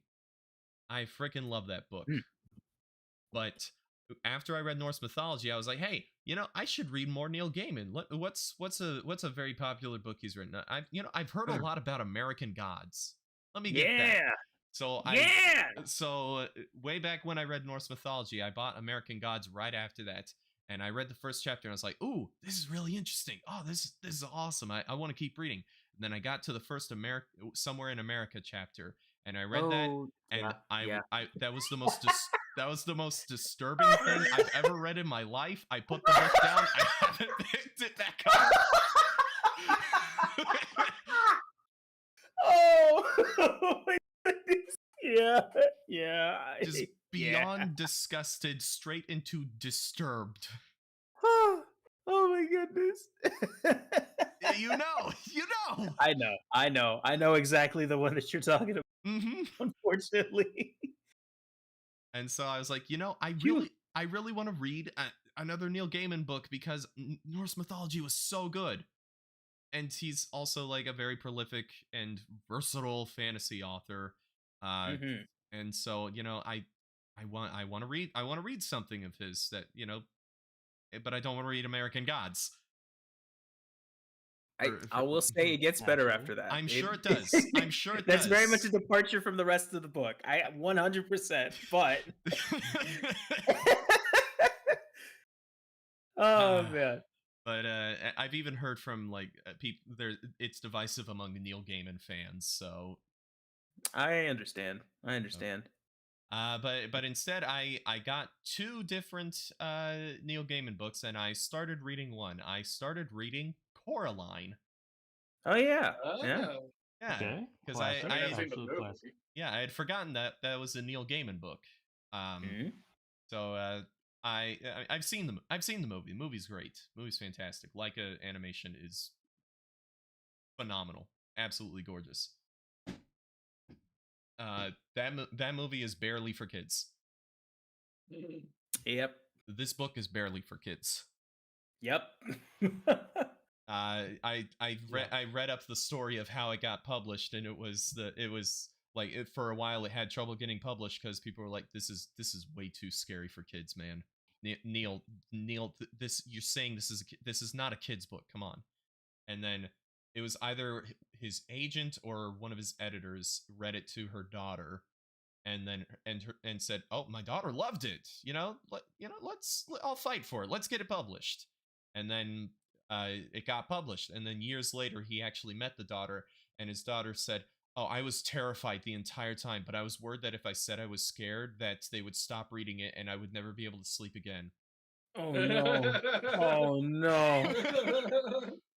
So that's how Coraline got published.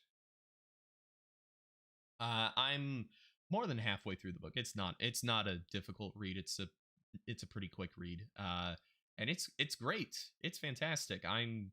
If and when I have kids, I am considering, trying. You're gonna start your kids for life? Not starting them on that. Well, we'll do The Hobbit before we do Coraline, but it's not a bad one to get. Maybe they won't be so terrified of horror like I am. But yeah, start them off young. Yeah. Start them off with the Spook's Apprentice. Yes. There we go. Or if you want something that's not horrendously dark, you can read whatchamacallit, Good Omens.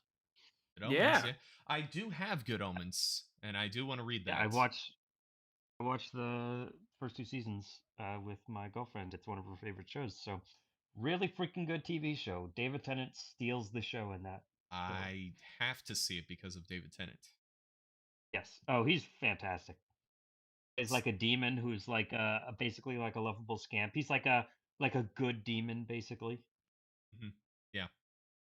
Awesome. David Tennant's amazing.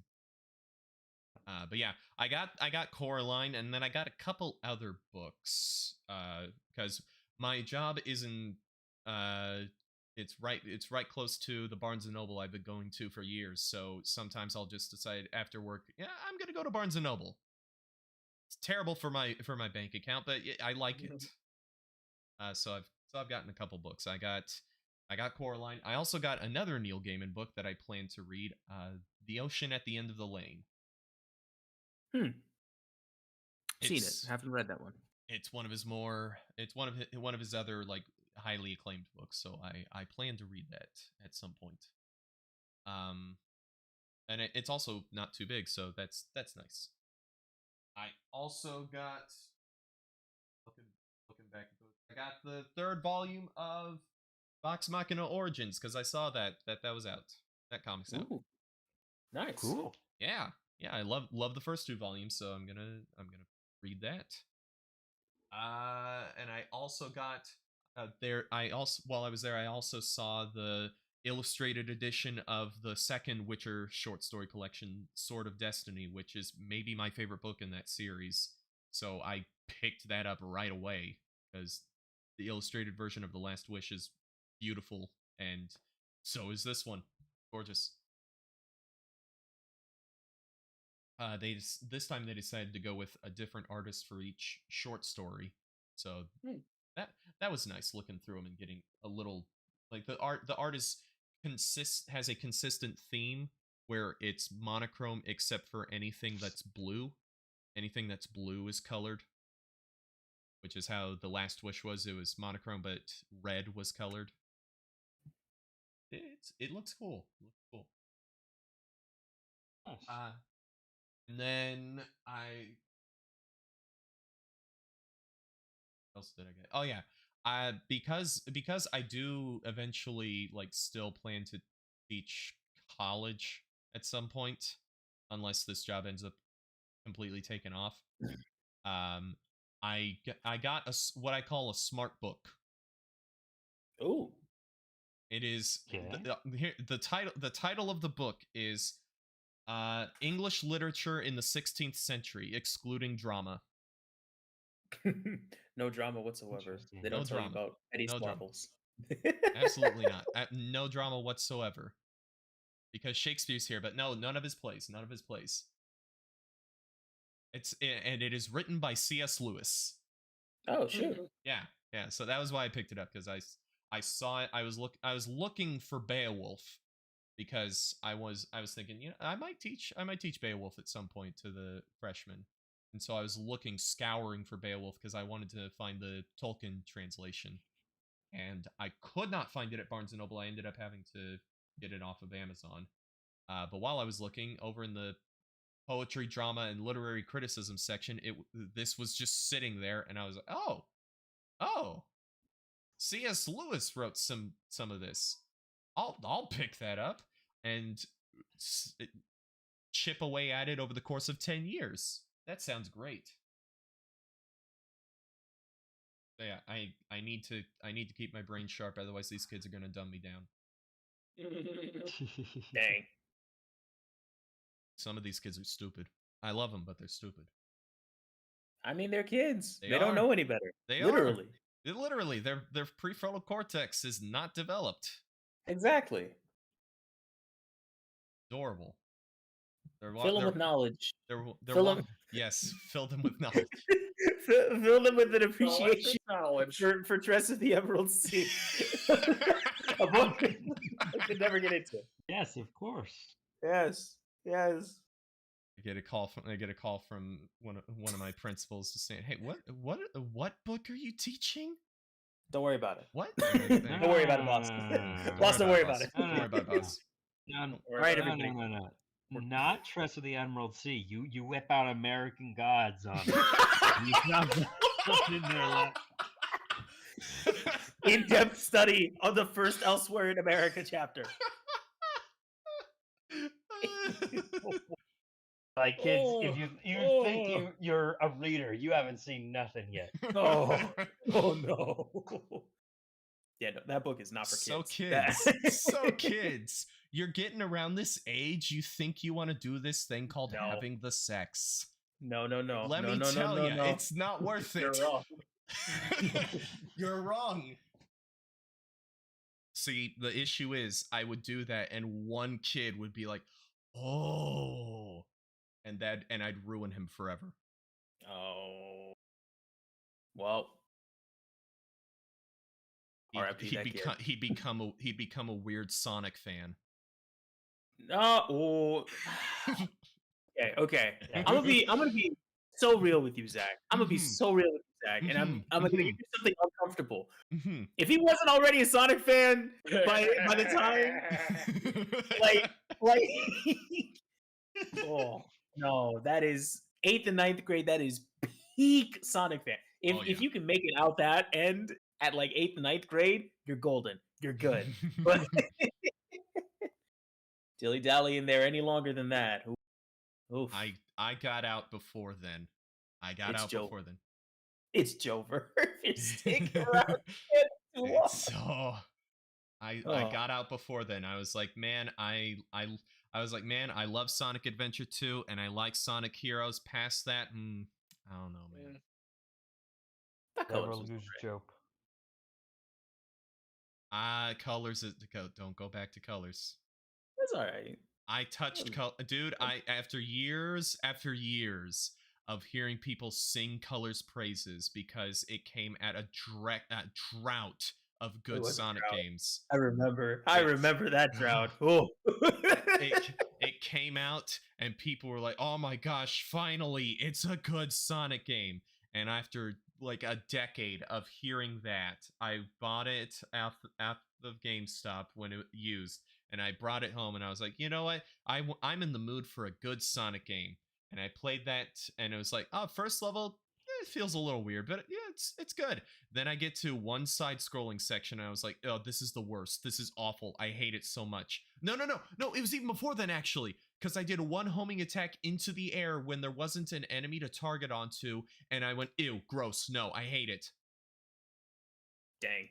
Well, you keep no momentum. You just Sonic moves forward and then stops in midair and falls straight down like a rock. Well,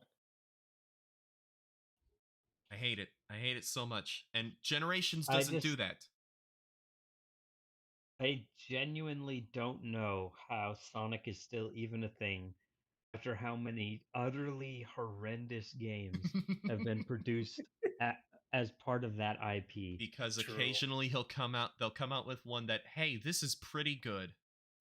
This is like acceptable. This is like kind of good, I guess.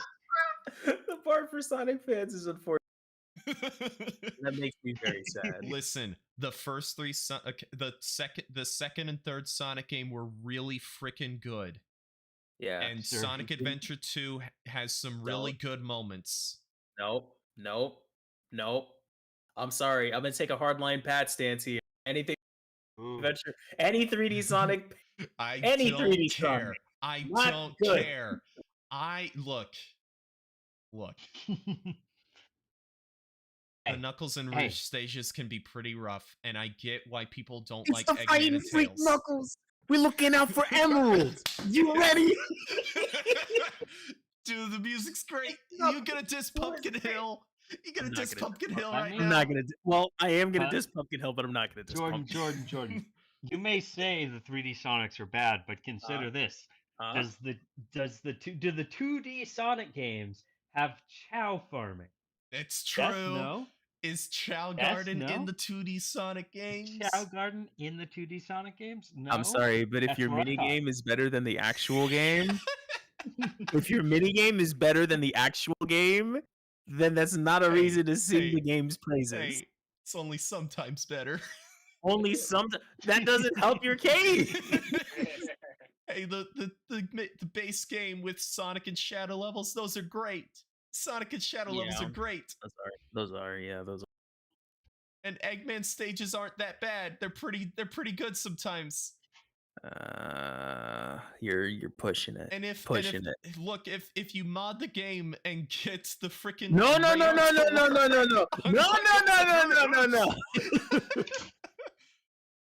If you just he ain't talking about mods here. You just freaking dude. There's one fix that would make Knuckles and Rouge stages more bearable. Good game, and it's actually a pretty good game. Yeah. If you fix the game, it's actually a good game. There is one fix to make those Knuckles and Rouge stages bearable, and it's just make it to where you can. The radar works for all of the pieces at once, and you don't have to do one at a time. God, that was in Sonic Adventure 1. Sonic, man, just ugh. And so Adventure 2 had some good parts. Heroes is all right. Shout out to Sonic Rush. Is Heroes the one with my OC Donut Steel? No, that's Forces. No. Sonic. That is Forces. Heroes is all three at the same time. Yeah. Sonic, Tails, Knuckles, Shadow Rouge. Here we go. And Gamma. Leave it to me. Team Chaotix, which keep showing up, but never get used. Man.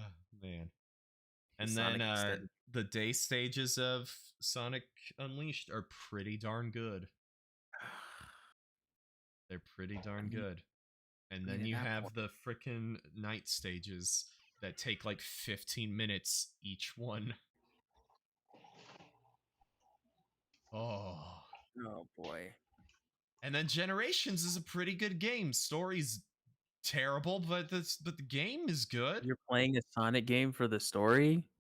Hey, there's your first problem. Adventure there's your first mistake. Adventure 2's story was really cool when I was a kid. No. Hey, did you hear yourself? Did you hear yourself? I was 8 years old, man. Dude, listen, man, my cartoons deep when I was 8 years old, bruh. Come on. Hey, man, Teen Titans was so cool when I was 10. Then I go back to it later on because I was like, I never finished that series. Let me go watch it. This isn't like I remember it. This is really, I know it gets better, but right now it's really ADHD. It turns out that Teen Titans Go was only expanding upon the original film. Oh. I watched Teen Titans a couple of years ago, and I still think it's fun. Maybe because it's ADHD. Maybe. That's the way I felt about whenever I went to rewatch Foster's Home for Imaginary Friends. Like, I Ooh. loved that show as a yeah. kid, but then I rewatched it and I was like, yeah, this was just. I'm not crazy about this one anymore. Oh no, the biggest one for me was Ultimate Spit. Avengers. Oh, okay. Okay. We're good. We're good. Oh, I never watched that. I It never was watched it that was one a either. there was a couple direct to DVD movies that I watched with a friend, and it was so cool because it was the Avengers, but it was like not like the comics, but I didn't know anything about the comics back then, so I was like, oh, this is so cool, and it was dark and kind of scary at the time, so I was like, oh, this is really cool, and it was the first time I was ever introduced to Black Panther, and Black Panther was really freaking cool. And so was Captain America and Thor and Iron Man, and Iron Man almost died, but Thor saved him by electrocuting him. It was so cool. And Giant Man, he died, and it was he sacrificed himself to save everybody, and it was really cool. And then Oh, dude, spoilers. I went back and watched it, and I was like, oh, this is oh this is Was it bad. was it a direct movie made for kids? It's In a the direct movie aughts? made for kids in the aughts. Yep. Yep. Yeah. And Unfortunate. hey, if Sonic keeps going with the Sonic Frontiers formula and makes a game that actually runs properly, then hey, we'll be good. It's not a Sonic game unless it chugs at one point. I will forever be sad that Sonic Mania 2 got the axe. I'll never Wait, forgive them for it that. did? Wait, Sonic Mania 2 was supposed to happen? Yeah, it was in the works, and then they canceled it for something. Why? Why? Why? Oh, There was a Sonic Mania reason. was There so was one good. second. Let me look this up. Hold up. please Like, tell me unless the that this is developers don't- something you heard from one guy and that one guy was wrong. Listen, Please. This is on if it was a Game developer Informer. thing, it was like a developers being like, okay, we thought we could do Sonic Mania 2, we're just not in it. Like, okay, all right, fine, but Oh. Speaking of cancel stuff, Code 4 remake. Wait, Oof. what remake? KOTOR? Oh yeah, that got canned. Is it? I don't know if they officially announced it, but I've heard that they like removed the trailer off of YouTube. Oh, I found funny, it. good I that's game. think super they dead. said that they're canning it, but they've been like removing the trailers. That's super dead. silently. Hey, honestly, I'm in the corner with Metroid Prime 4. Probably for the Honestly. best. Going in the corner with Metroid Prime 4. Honestly, I will say the reason. Okay, I'll go ahead. yeah. I was just gonna say that. Honestly, I heard like one of the writers for that they had gotten for KOTOR remake was like didn't have a particularly good resume, so maybe it's for the best. Maybe they would have ruined the game. Okay, well, I will say they did come out and say the reason they took down the trailers was because they had lost licensing right to the music. So That yes, Okay. not that it was necessarily canceled. However, a If they games lost the journalist rights to the literally. music, that's probably because they don't want to pay for it. I don't know. Yeah, maybe. But Mhm. I will say a game journalist asked one of the people making the game, "Hey, so is this game still happening?" And they just straight up didn't even respond to his question. So That's not good. take that as you will. Also, I found out, yeah, there was a Sonic Mini sequel internally planned, and then it got canned due to differences between Sonic Mania's external developers and Sega. Of course. No. Of course. Sega, let Apparently, Sega do it. Zuka and Sonic Team wanted to move away from the pixel art graphics with the next new title from the classic Sonic series. That's Gotta make probably why we got Sonic Sonic 4 Superstars. again. Well, Yes, it actually directly mentioned Sonic Superstars in this article, so yeah, probably. yeah. You're gonna make Sonic 4 again. Well, no. Did you see Sonic Super, the 4-player like 2D pseudo 3D Sonic game? It's coming out like next didn't. month. I didn't, because I'm not a diehard Sonic fan anymore. I occasionally play one of the games. Oh, that's fair. Yeah, And I'm not even the biggest 2D Sonic fan. I'll play the games sometimes, but that's about it. I mean that's fair. That's fair. If I'm gonna play a 2D platformer, I prefer Mario. Hmm.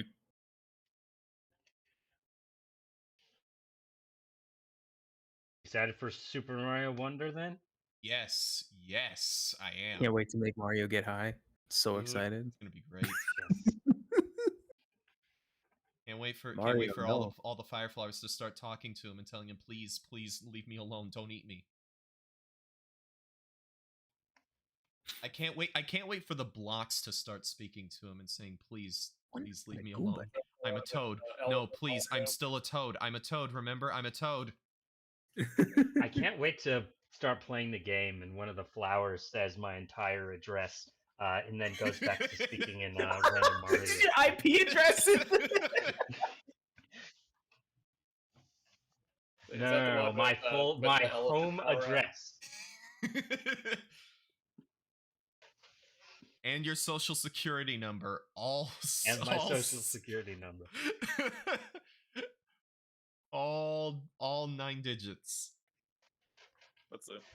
Was that the trailer with the elephant power up too? Yes. Yeah. I think they showed like one brief clip of Peach getting the power up and transforming into an elephant. I'm like, Nintendo, have you learned nothing? Have you learned nothing? It was over. It was over. It was over as soon as I saw the power up. I was like, no, I don't understand why everybody's. It's too late. It's too late. Nintendo, you have learned nothing.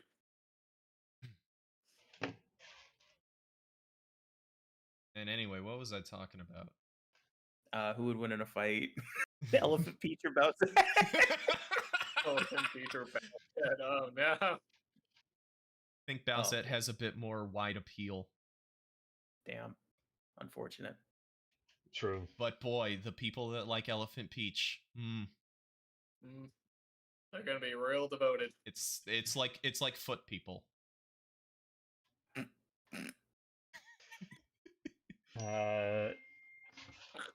Man, frickin' what's his face in shambles right now? Who? Tarantino? Oh, Tarantino. Quentin Tarantino. Yeah, yeah. Because of what you just said. Listening to our podcast, he's crying now. Yeah, you got it. He's a little. Well, you know, we did hash it out on episode 5, so yeah, that is true. Actually, you know, before the incident. Yeah, before the incident. Ooh. Man, it's I can't talk about the more we say that, the more it's like the freaking Calvin and Hobbes, the spaghetti incident. How that keeps getting brought back up over and over again. All right, that's a good lampshade there, Aaron. I really like the colors. Really like what it does to the ambience of the podcast. Yeah, naturally. Also appreciate the Calvin and Hobbes reference. Yep. Always. It's the best comic strip. It is. Debatable. Hard agree. What would compete with it? It's Garfield. Come on. Oh, definitely Garfield. No question. Garfield. Come on. Got me there. Garfield? Come on. Have you seen Super Eye Patch Wolf's video about Garfield? Of course I have. Of course I have. With freaking charting out each comic and the specific joke it's doing and how many times it repeats the same jokes over and over and over. It's taking on a life of its own. Anyway, once again, what was I talking about? That's a good. That's a good question. What were we talking about? And Garfield. We went on one hell of a tangent. We were talking about books and then games, maybe. I don't think I didn't talk about games. I did talk about books. Oh, it was Beowulf, because I ordered because I had to order on Amazon. When I found the C.S. Lewis freaking British literature in the 16th century excluding drama, 16th century British literature excluding drama, I was looking for the Tolkien translation of Beowulf because I was like, I want to teach, maybe want to teach this to the 9th graders later in the year, and so I could not find it at Barnes & Noble. Ordered it off of Amazon. The Tolkien translation of Beowulf is a pretty thick book. Beowulf is less than a third of it because it comes with commentary, because Tolkien taught Beowulf a ton. So it's just a bunch of commentary, like written down from a lot of his lectures over the years and notes that he wrote down. So it's just a ton of commentary on Beowulf. And then it's also a couple of his own original writings, like emulating Beowulf. Because if you haven't read Tolkien, boy, the man loves Beowulf. What? Well, yeah. No way. Frickin' loves Beowulf. That's crazy talk. Never would have known. Never would have guessed. I mean, I don't remember Beowulf, so I legit won't know. But yeah, I remember that we had to read it in high school. I Yes, don't we did. remember it that much about it. Grendel's a monster. Beowulf kills him. Yeah, I think that sums it up. that's Beowulf. And then he goes and kills Grendel's mom. Your And then mom. and then he becomes king. And then he kills a dragon, but then he dies. What, dude? Spoilers. That is Beowulf. I'm not gonna give you a spoiler warning for something written in 900. In the year of our Lord 900. I was totally gonna read it. I was gonna read it, man. It was on the list. I was gonna get to it. You had 1100 years, my dude. Dang. Well, That's honestly not enough time. Do you have any idea how big my backlog is? bro. You're so right. I still gotta get through. I still haven't gotten around to the freaking Iliad, man, and you're out here telling me you're out here feeding me spoilers for Beowulf. Dude, I was working my way backward. I was just getting to Chaucer. Oh Man. Yeah, I've more recently. I still gotta get through Journey to the West. I have more recently gone to Beowulf because English major in college. I read Beowulf as part of my one of my British literature classes. So I also grabbed an edition with the translation that my professor recommended back then. She really liked the Seamus Heaney translation because it's a really weird one that got a lot of praise, but also some people don't like it because it's really weird. So I got an edition of that also has the original Old English right next to it. Is really fun because I can barely read it and have no idea what I'm saying. But yeah, that translation is interesting because the famous opening word of Beowulf is "huet," which is usually translated as "what." What? Yeah. What? Yes, exactly. Okay. And Tolkien translates it as "low," which is like, oh, that's perfect translation. That is absolutely perfect because that's exactly what it's going for. But it's not weird like what? It's not anything like that. Seamus Heaney doesn't do that. He translates it as so. So anyway. Yes, that's exactly how my professor read it out. She was like, the Spear Danes were great lords. We've heard of their deeds. And then I heard Seamus Heaney actually reading it, and he just goes, "So, we've heard the deeds of the Great Danes. These are their many deeds." And it's like, oh, that's great. That's great. That's a bold choice. Going against hundreds of years of academic consensus. Love it. Sometimes you gotta go against the academics. Yes, you do. Look, they get a little up their own butt. It comes with the territory. They kind of have to sniff their own farts as part of their job. Academia. So yeah, I got that. I got a copy of Pickwick Papers, the first Charles Dickens book, because I want to read through all of Dickens, and I was like, the next one I read, I might just start at the beginning. Why not? and the version I got off of Amazon looks like the most self-published thing I've ever seen in my life. Like, the whole thing is like printed in Arial 12-point font, and the book is giant, and the cover is like a blurry, slightly pixelated illustration from the book.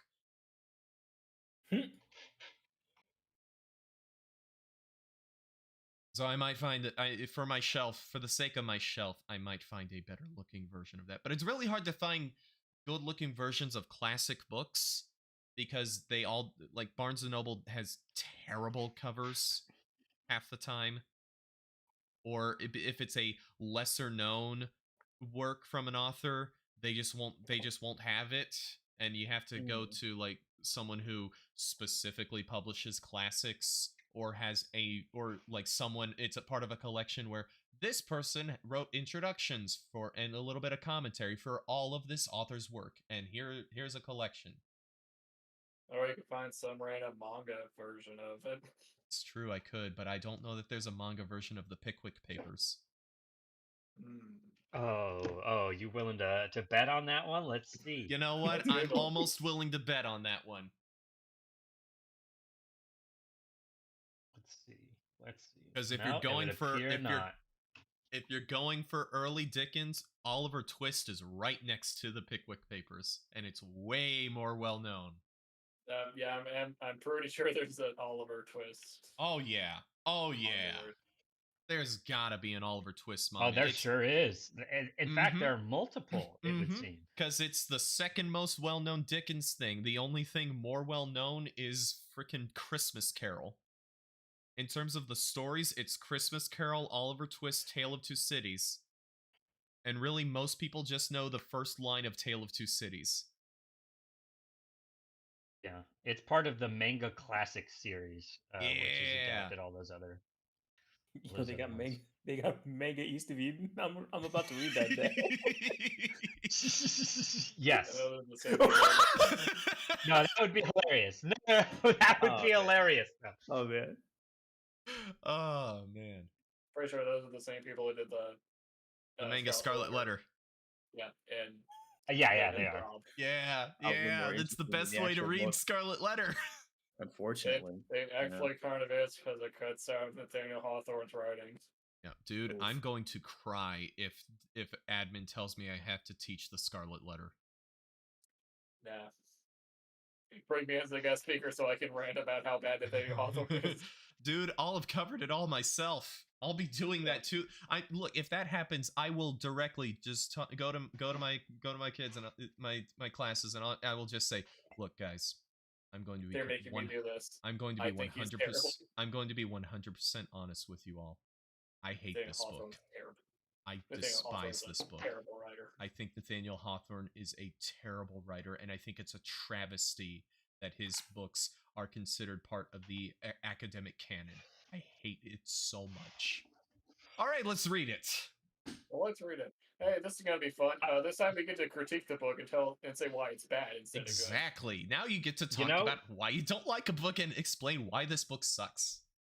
You know, I used to hate the Scarlet Letter, but then I read that part where they're like, "Oh, the A that was adulterer actually means Abel," and then I was like, "Such a genius! That's such a genius metaphor. I can't believe I never saw that before." Like the one where the shooting stars formed an A. Oh my god! That one's genius actually. I like the one. I freaking love the Scarlet Letter, man. Jail cell. And the symbolism behind that. The Scarlet Letter on this podcast, man. I like don't you love the ending where her love interest goes up and gives a big old speech and confesses his crimes and then dies for no reason? They always gotta die. And it's like number one rule of classical literature. And then the villain is like, "Oh, I guess I lost," and he leaves. Just pieces out. See you later, suckers. Trying to get that dude dead. Don't you like the part where the villain does the big anime villain laughing at the sky pose? That was my favorite part, dude. I'm telling you, that's why it's perfect for manga. Yes, yes. God, I think we've been through Scarlet Letter discourse like 50 times now. I think we just literally it comes up like every other podcast. I swear to God. It was It's just that had bad. rent free. It's that bad, just man. that free. Well, if we want to rehash old dead horses, we could also talk shit about Fire Emblem Fates. Hey, if we We tend really to do that a no, lot. no. If we really want to rehash old dead horses, we could talk about the red pony. The what? The what? Oh, did you Oh, forget there's about There's a dead that? horse. Did you forget I about that? don't remember. I this. must have. Oh, that was What the another heck book we is read this? junior year because it Episodic novella. instead of reading, you know, a Steinbeck novel that everyone knows, like freaking Of Mice and Men, which is only 100 pages and would be perfect to teach to high schoolers, or even going as far as like Grapes of Wrath, East of Eden, or what's the other one? What's his other real well-known one? The Pearl? I don't No. know. Oh, there was another one I can't remember. But no, Well, it must not be that well known. instead of any of those, we read The Red Pony. Man, I don't even remember that. It was like 3 short stories in it. One of them, the horse gives birth, but they had to cut the pony out of the horse, and the guy who did it like hands it to the kid who was like, the whole story's like, I want the pony's gonna be mine, and he's like, here, is this what you wanted? And it's covered in blood, and it was terrible. What? Yeah, Yeah. no, I don't remember that at all. Yeah, it was terrible. I don't think we. It must have been because I don't remember that at all. It was we started with Scarlet Letter, which was terrible. Then we went That's to the probably Red why Pony. I probably just started blocking stuff out. Yeah, after probably. Scarlet Letter. Then we went to Our Town, which was also terrible. Whoa! I don't Whoa! remember Whoa! that Whoa! either. Whoa! Hey now, Our Town is basic. It's simple, just like Our Town. It is kind of pointless, but Dude, Our Town It is the was quintessential ugh. play. It's like if you took a play and like got the essential oils out of it. That's like what Our Town is. yeah, you're right. You're so right. You're so right. But not even in the interest. It's like, okay, what does a play need? A narrator, 2 people who like each other, Death. time, death, Death. death. They die. You're right about the death part. Way more than you should be. and then also a bunch of pretentious speeches where the playwright thinks they're saying way more than they really are. Man, I don't remember that one either. Dude, I was so I really I just was so stopped pissed paying off attention about that after the play. Scarlet Letter. I mean, Our Town is at least short, so. And it's written It's like not though. It's like 3 acts long. We didn't even do like that year. We could have done more Shakespeare, but no, it was all American literature that year. But you gotta. Here's my deal with Shakespeare, though, right? You have Mhm. to know Shakespeare. Your first Shakespeare book that you read it's not gonna make sense. You're gonna be like, what the heck is Yeah, this? yeah. I don't understand, right? You have to read you read the second one, and it's like, okay, I kind of get what's going on here. It's not until your third Shakespeare book that you're like, oh, what's going on? I see what's going on. So get And that's that, if you so pay get that out of the attention. way. So get that out of the way in junior year instead of waiting till senior year when we read Macbeth and you go, oh, I get it. No, we could have had that junior year. Instead, we read Our Town. But look, if you're gonna do an American play, because American literature that year made me despise American literature. Good lord. But if you have to do an American play, why not something like, I don't know, Death of a Salesman? Yeah, good one. Crucible. That's another solid one. Crucible. I don't even like the Crucible that much, but you could do it. That's fair. That's fair. Dude, look, I have only studied the Crucible as like knowing that it's semi-autobiographical. And boy, some of the scenes in that are real creepy if you read it as autobiography, because there's the part towards the end where John Proctor's wife goes up to him and basically says, it's my fault that you cheated on me. And it's like, in the moment, as a character, that is a beautiful, heartbreaking, tragic moment. But as an autobiographical play about Arthur Miller, it's like, hey, it's not my fault I cheated on my wife. Whoopsie. I'm trying to think of a play. I can't remember if this is an American play or not. It's about this.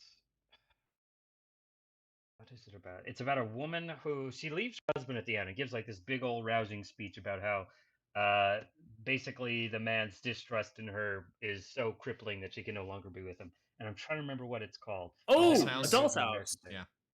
Oh, Doll's House. Yes. Yeah. I love I the Doll's don't House. think Is that that's American? American. I like. Yeah, that's Swedish. I didn't think so. It's Swedish. Okay. Yeah. Norwegian. Yeah. Or Norwegian. My bad. Freaking love My Doll's bad. House. Whoopsie. My bad. That was my first theater professor's favorite play. I do like how Zach and I said that. I read it. For, Yeah. Man, I don't and I know remember any of it was these. my favorite play. Oh, that wasn't. I read that in college. Oh yeah, we did read that in nice. That's right. I then read it. I read it. So that's. I think it stuck out more to me in college, but you know. I enjoyed learning about all the not European or American productions of that play. That was really interesting. There was like an Arabic production of that play that I heard about, or it might have been. Was it Indian or Arabic? I can't remember. I think it was somewhere Middle Eastern. It was really interesting.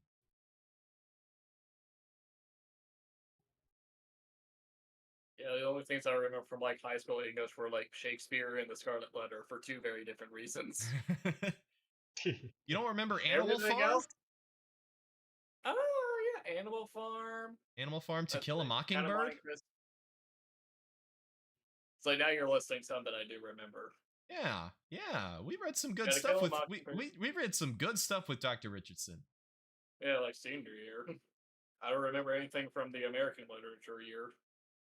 Nope. Freshman and junior year had some good, or not junior. Freshman and sophomore year had some good stuff. Sophomore year was fantastic. Junior year was all crap except for Vanya, which was weird and interesting. And then Nope. I don't know if that one rings. a bell. that Which was because Christian school, we had to read a missionary book, and that was the one about the guy who was in a Russian gulag. All right. Yeah, he doesn't remember. Huh. Nope. And then nope. senior year had some good stuff. I remember Screw Tape Letters and Macbeth. Very good. So it's mostly just junior year that I forgot. Yeah, with good reason. I still remember it because I hated that. I hated it. It traumatized me. So wonder you went on to study literature at all. Yeah, you notice every time I had a choice to choose between American or British literature, I always went across the pond. Every single time. Because I would rather read Chaucer in Middle English than try to force myself to read Nathaniel Hawthorne.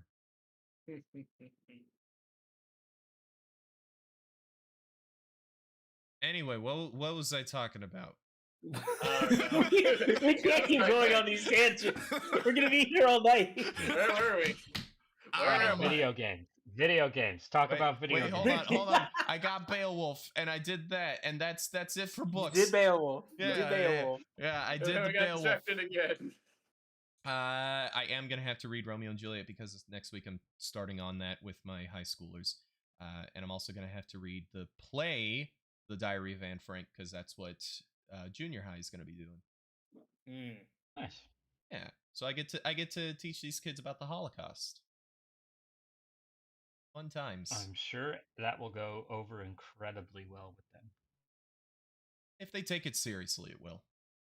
So Yeah. I'm not sure about 8th period. Kevin on 9/11, he did in his art classes, he did a little thing about 9/11. So they took it seriously. They felt something. So these kids they do have the capacity to feel. What school are you teaching at? It is a college prep school in Cedar Hill. Okay. That's awesome. Yeah. Cool. And it is junior high and high school in the same building. So I have. So you've got to have like some more serious students then. Yeah, yeah. Oh yeah, yeah. Behavior wise, I haven't really had too much, except they talk to each other because they are children. Yeah. Of course. High school, middle school. Yeah, that's. Yeah. junior high. And even the ones that are struggling right now, I know can do better. It's just going to take a little bit of like pulling them into small groups. Which a lot of this has to be freaking documented because school systems, it's a pain, but it'll get done. Anyway, we're going down another tangent. Let me get off. Quick, leave. Video games. I don't know. Had I finished FF16 last time? Or was I about to finish it? I think so. I mean, it's September now. End of August is when we last met. Yeah, I think so. I think I remember Chris Walker talking to you about how he really loved FF16. Oh yeah. That was But that The was episode episode 5. That was episode 5. Yeah. Yep. It was really cool that he was playing the game, kind of branching out his horizons. Yes, I do believe you finished it. Okay. Yeah. Good game. Significant issues, but good game. After that, I went back to FF14 for a bit. Got the hankering. I got the hankering. I was in the mood for some Final Fantasy, and I was in the mood for the MMO Final Fantasy. Yeah. I too have been getting hankering for Final Fantasy 14, but it's a good game. It is. I've kind of come up with like a list of operations and flashpoints that I want to complete, and then I'll cancel my membership. All right, there you go. Like, there's just a few more group things I want to do, because I'm not going to get into the new expanded story until there's actually content for it. Fair. So I now have like a tangible list of things I want to finish. Nice. So yeah, I went through that, and I wanted to see if I could finish up Heaven's Word, because I hadn't finished that. I had gotten a little bit into it, but I hadn't finished it before Baldur's Gate came out on the PS5. So I ended up managing to do that. I did beat the story of the main story of Heaven's Word, and The award-winning expansion Heaven's Word. Yes. Yeah, that was fantastic. Heaven's Word is great. Heaven's Word is fantastic. Kind of worried at this point I'm not going to remember anything about what I was doing. I might have to make a new character. You're in a realm reborn, so don't worry too much. Okay. Honestly, I think I might have said this, but FF16 has all this stuff to help you out with refresh on what the plot is and what the world is and everything, and you do not need it. That story's pretty darn simple. FF14 needs one of those. FF14 needs a lore lady that you just walk up to and they say, "Here's everything." Cool. So many more games would be improved with lore ladies. Yeah. Not necessarily ladies, but Not necessarily ladies, no. But yeah. 14 is great. I'm a Gunblade. Gunblade is fun. I did talk a little bit about that last time. I hadn't beaten Heaven's Word yet, but I'm Gunblade now. That's gonna be my main class because that's a lot of fun. And apparently Man, I wanted to main Gunblade. And apparently apparently Gunblade is pretty much always good in every balance patch. There's generally pretty good.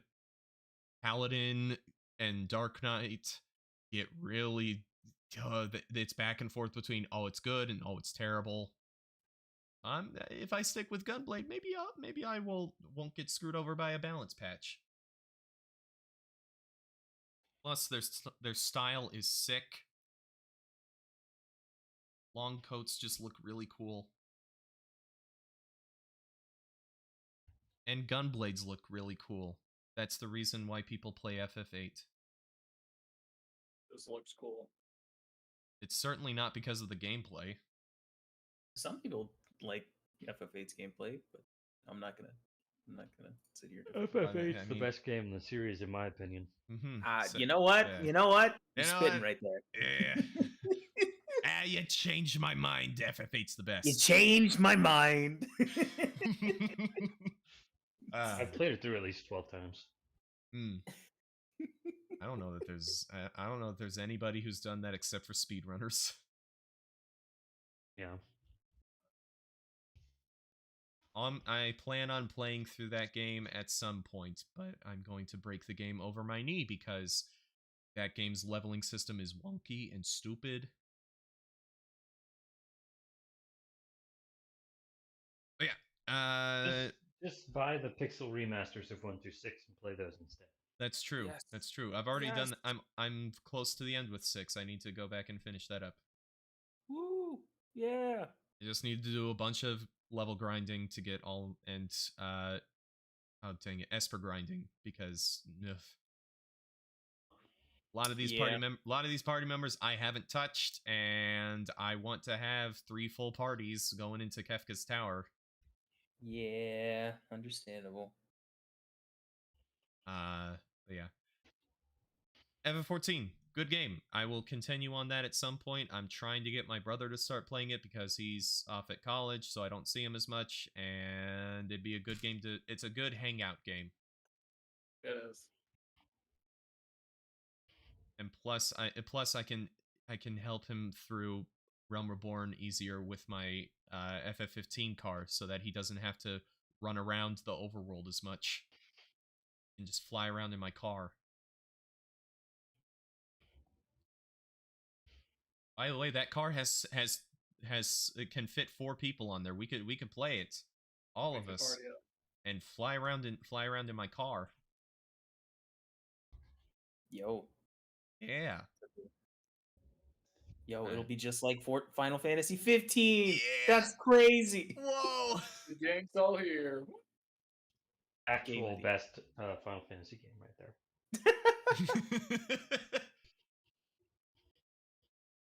Hey, that's Fun. what Square Enix says because it sold a lot of copies.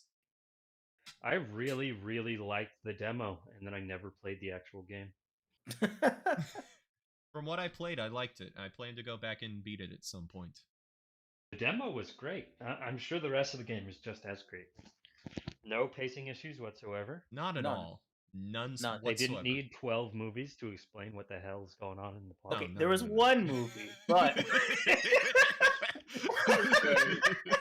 and it's okay, and the anime series, but the anime you don't need to watch the. It's kind of helpful. But, okay, it I'm is, shut up now. dude. The anime series is very helpful because, boy, the characterization at the beginning of the game isn't all that good, especially for Noctis. But if you watch the anime series, you get a lot more characterization, especially for Noctis, and it's like, oh yeah, this is Noctis. This is the guy who when he gets his burger, he picks off all the vegetables, Burger. every single one of them. It's great. Yeah, no, that game sold a lot of copies, and 7 Remake and 16 didn't sell as many, but guess what? Those were both PlayStation exclusives.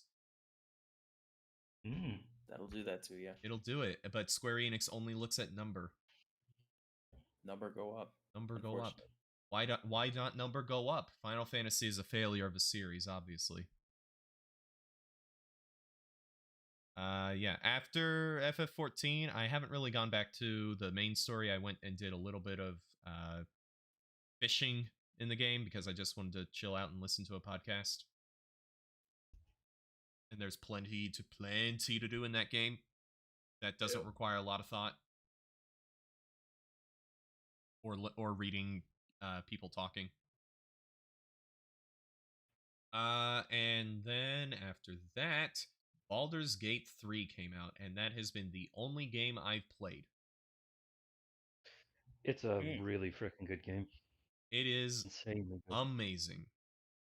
I haven't gotten too far. It's funny in my D&D group. Oh, I can talk about that. I played D&D again. In my D&D group, some of them were playing Baldur's Gate. and in the group chat they were talking about, and they were like, you know what, let's just make our own group chat so that we're not spamming the main group chat, because not everyone's played Baldur's Gate. And so they did, and I had to mute that group chat because one of the guys in there would go like, "Hey guys, have you seen this yet?" And I'm like, "No, Nice. no."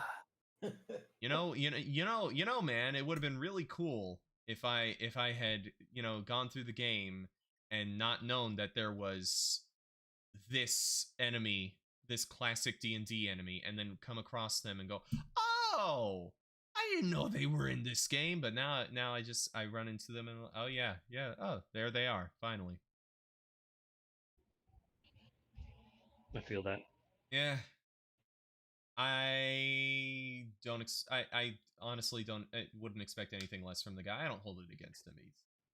That's just how he is. He gets excited and wants to talk about it. So I just muted that group chat. But yeah, the Baldur's Gate is great. I have my party pretty well set, unless I pull out someone for specific character stuff. I'm running with myself as a warlock, Feywild warlock, because Great Old One is overdone and demonic warlock is basic as crap. Feywild doesn't get enough love. And then I have Shadowheart, because boy, clerics are really, really helpful in this game. Shout out clerics, best class in D&D. Clerics are great, and boy, having someone who can just heal that well and also do things like bless is really freaking helpful. And then for my melee classes, I have Astarion, because having a rogue is just too useful not to have. Even though as a character, I'm kind of on Astarion. He's fun, but I don't think but too much of him. And there's other characters I would rather have in my party, but I need a rogue. He's just too useful. And also with Assassinate, he does probably the most damage out of anyone in the party. And then I have Karlach, the Barbarian, as my big meat shield. And boy, I'm playing as Karlach. Nice. I want to have my custom character, like Divinity, like everyone on the Divinity games. They say they recommend play with one of the pre-made characters because there's so much story stuff that you're missing out. But when I play a CRPG like this, half the appeal is me making my own character. Like, that's one of my favorite things about Dragon Age Origins, is making my own character and then getting a little origin story for my character before the main story starts. That's so cool. I love it. And then, like, freaking, unless you're gonna Witcher or Mass Effect this, where I'm playing a character and that is the point. I don't want to, if you give me an option to customize my own character, I'm going to customize my own character. So they really built around that for Baldur's Gate 3. They even made a whole pre-made character that is a custom character with the Dark Urge. I am not playing the Dark Urge. Not until like a second or third playthrough, because that's difficult. Of the characters, Shadowheart is my favorite, but I also really like Will's great. Karlach's a lot of fun, and who's the wizard? Gale. Gale got real interesting real fast. Like I was just playing it today, and Gale had a moment, and I was like, oh, I kind of want you in my party now, but I don't have room for you, because I fill the wizard niche. I fill the damage spellcaster niche. Oh, that's cool.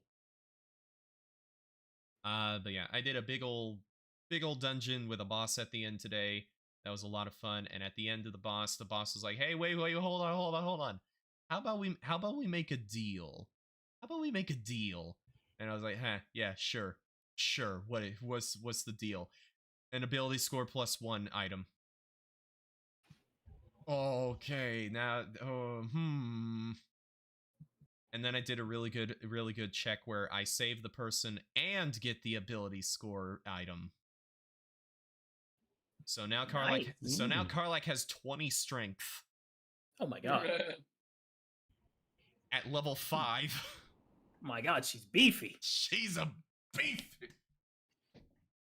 Dude, she can do so much damage now. Yeah, I'd rather have a barbarian in the party than a fighter. So that's why I chose her over Lae'zel. Also, I just like her character more than Lae'zel.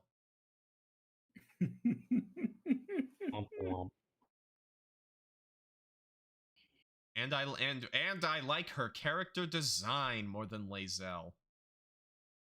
Because the Gith Yankee are frog people, and I despise Why don't you like frog frogs. people? I Why don't you like despise frog frogs. people? I hate frogs. Dang. I've always hated Dang. frogs ever since elementary school, man. I hate frogs.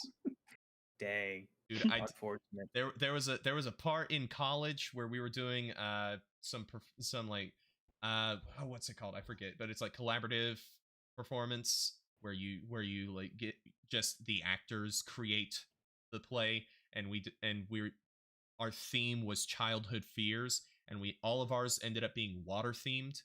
And so I was like, okay, we need this. The assignment is we need this and this and this. One of the things is a poem. Well, I'm in creative writing poetry class right now. How about I just make a poem about how much I hate frogs? So I made a poem about how much I hate frogs. It's great. Love it. Yeah, Baldur's Gate, fantastic. My character is already in a relationship with Shadowheart, and boy, those relationships get going like super fast. I was like maybe an hour into the game, and Shadowheart was already like, I've never met anyone like you before. And I'm like, lady, we haven't even taken one long rest yet. But Shadowheart's character is great. Her story is the most interesting to me. Probably her, then Gale or Will are the most interesting story-wise to me. So I'm looking forward to seeing where it goes. I'm planning on going down into the Underdark again, because I dipped my toe in there, and then there were 2 minotaurs that almost killed me. Oh. Oh, I'm interested to see what's gonna go down there, because I have about 2 more levels now since the last time I was down there, so it should be fine. Oh wait, there's that well. There's that well dungeon that I went down to one time, and then there was a bunch of giant spiders, and they did a ton of damage to me, and then I kept going, and then there was a giant queen spider, and she spawned a bunch of spiders, and my entire party died or was about to die, and I was like, nah, I'm reloading this save. I'm not dealing with this.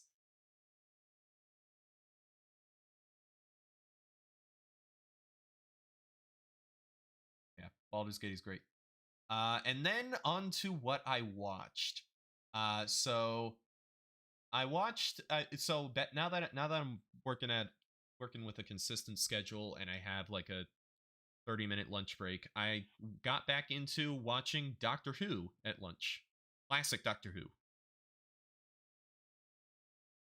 So I am almost through the second Doctor, Patrick Troughton's era. I'm on his last storyline, which is a giant 10-episode story, because the scripts they had 2 originally planned, but then they both fell through. And so they went to 2 writers and said, all right, you have 10 episodes to fill. And it's great. It's freaking amazing.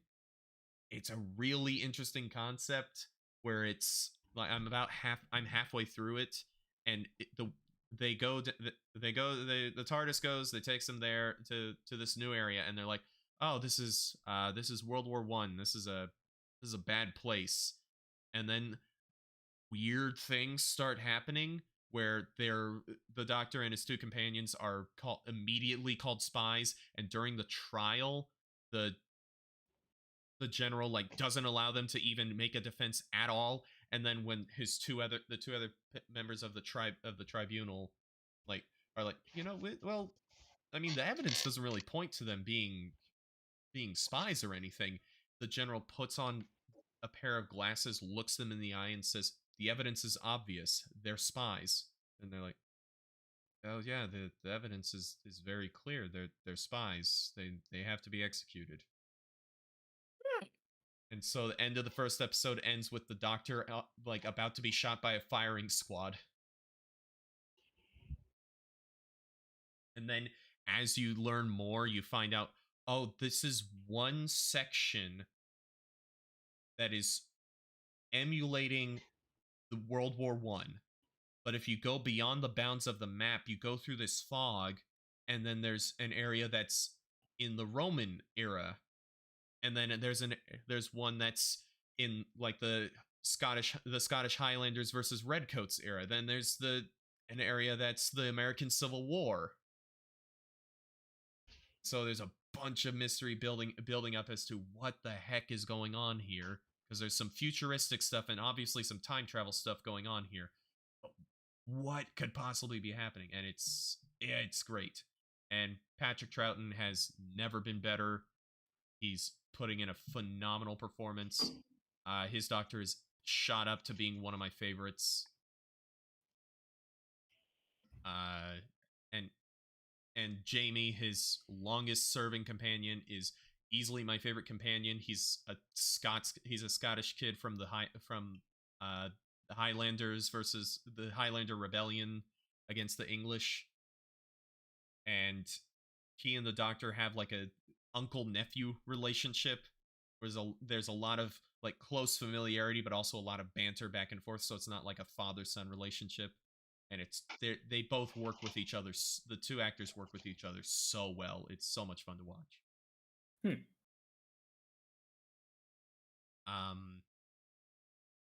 And I mean, there's been a ton of stories from his era that are just great.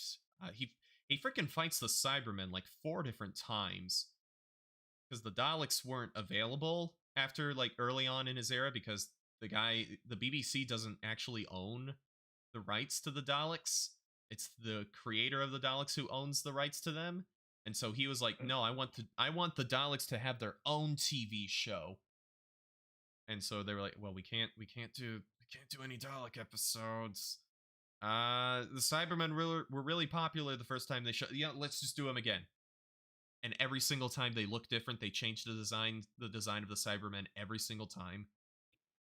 But it works well. The Cybermen are a really good villain. They're a lot of fun. So yeah, I will be sad when Patrick Troughton is done. He left the show because he loves variety in acting, and he didn't want to get typecasted.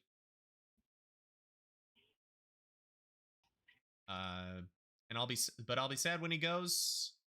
After he goes, it's 70s Doctor Who, and that's when Doctor Who finally goes into color.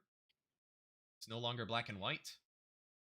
And the first story with the third Doctor, because of some scheduling or budget conflict, it was shot on film, so it still looks great to this day. So that'll be interesting to see.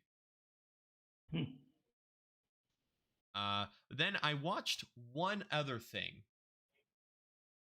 because I had been meaning to watch it for years, but I never actually got around to it. And it's on the Disney Plus. I watched Hamilton. Oh, okay.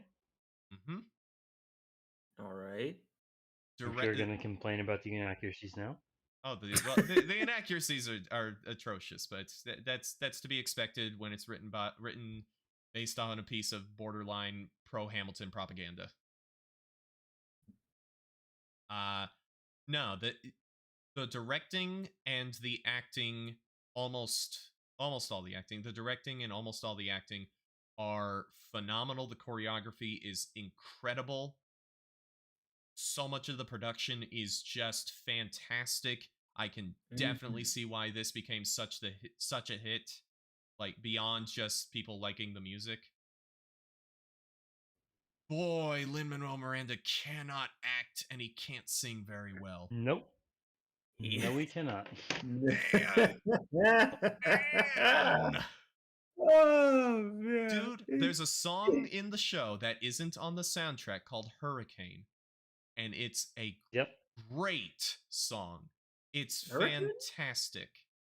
And boy, Lin-Manuel Miranda does not sing it very well at all.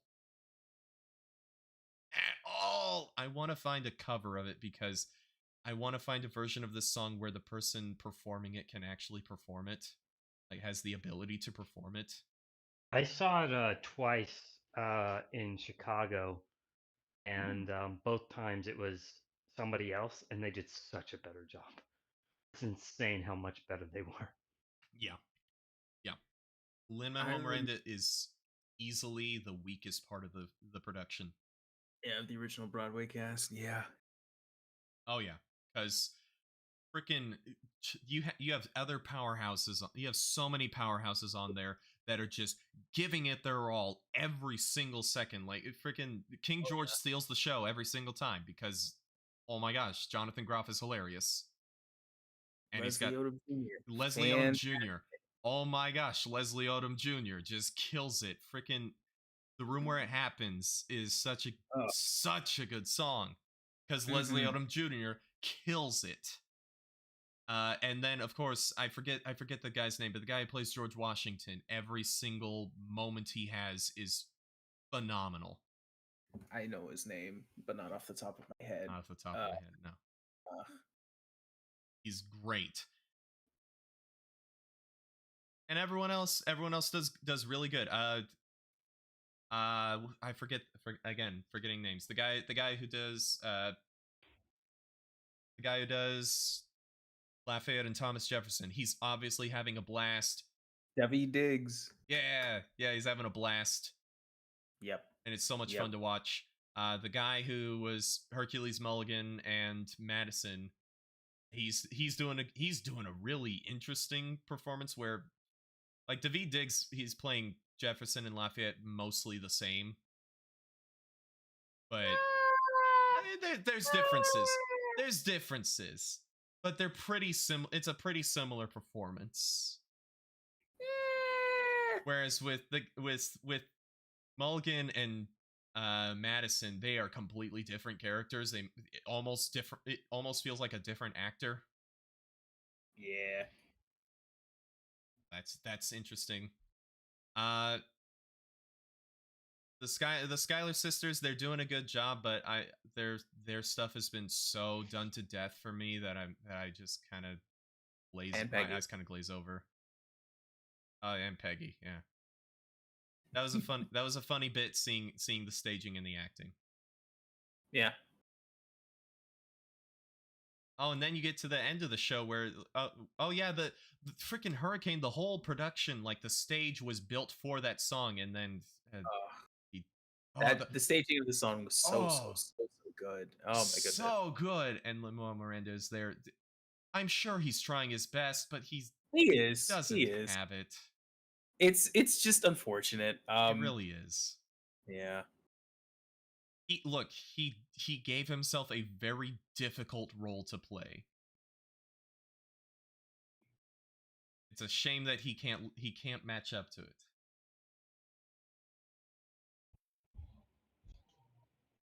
So yeah. Well, he got his bag. He doesn't. He did. He doesn't have to worry about it. He got his bag, and now people are souring on him because of freaking Little Mermaid. Him rewriting that. Why does Disney keep going to Lin-Manuel Miranda for this kind of crap? I mean, he's a talented songwriter, if I'm gonna be honest. Sometimes he is, and then other times in Moana he rhymes water with water like 3 times.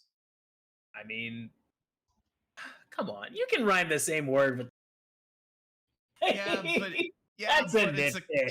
it's a bit of a crutch at times. Yeah. Like, I like Moana. I like the music of Moana, but I need to see Encanto. But also Lin-Manuel Miranda wrote the worst song in the live action Little Mermaid remake. Oh, well, I did not see that. Oh, dude. So Like- Scuttle is played by Aquafina. And they gave her a song where she raps a little bit. First of all, it is such a Lin-Manuel Miranda song right by these Alan Menken and Howard Ashman songs, so it stands out like a sore thumb. Yeah. And also, they rewrote a lot of the lyrics, and they had Lin-Manuel Miranda rewrite the lyrics in a lot of the existing songs for some reason. Which, number one, that's just freaking spitting on the grave of Howard Ashman, who is one of the best lyricists in film musical history. And number two, they're not as good. Rewritten lyrics are not as good. Man.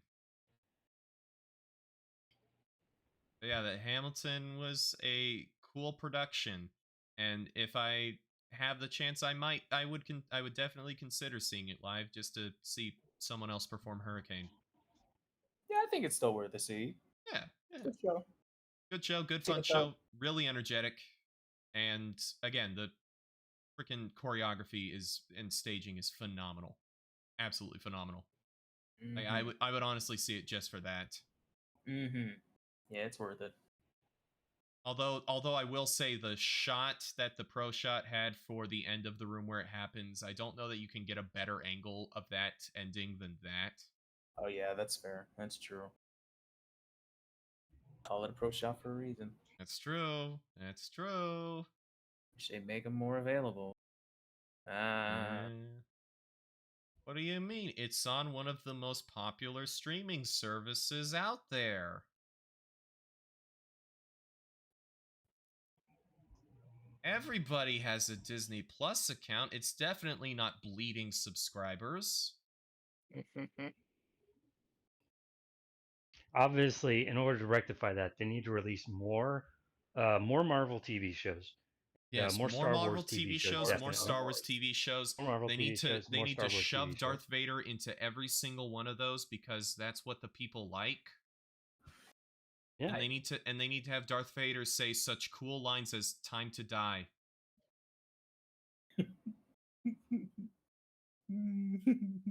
I'm telling you, people are wrong about Ahsoka. People are wrong about that one episode of Ahsoka. I don't know. If people like it, I guess. Look, you can like it all you want, but you're wrong. You're right. Okay. You're right. I didn't consider that possibility. I see that you like the show. Counter argument. You're wrong. There you go. Well, I didn't think about that. How could I have been so like stupid? That, like that gif of Willem Dafoe slapping his head in freaking American Psycho. Exactly. No, you're not supposed to.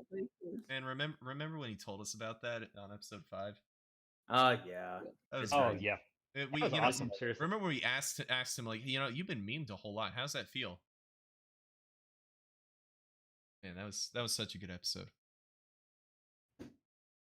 Until the incident. We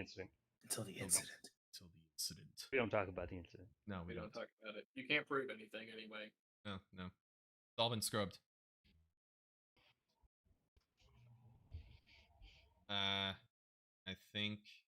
I think that's it for me. Let me think. Yeah. Tubular. Yeah. That's it. Oh, no, wait, D&D. D&D. Had a great session of D&D with my group. Went until like started around like 6:30ish. Went till like 1:30 in the morning. Oh dang, that's how you know it's a good session. Oh yeah, it was good. There were a bunch of funny moments. Me and My character has a 20 intelligence because I got like an 18, and then because I rolled really well, and then ability score improvement. But our cleric rolled really bad on his stats. So his dwarven cleric has a 4 in intelligence. Whoops. My familiar owl has a 2 intelligence. So he is twice as smart as my owl.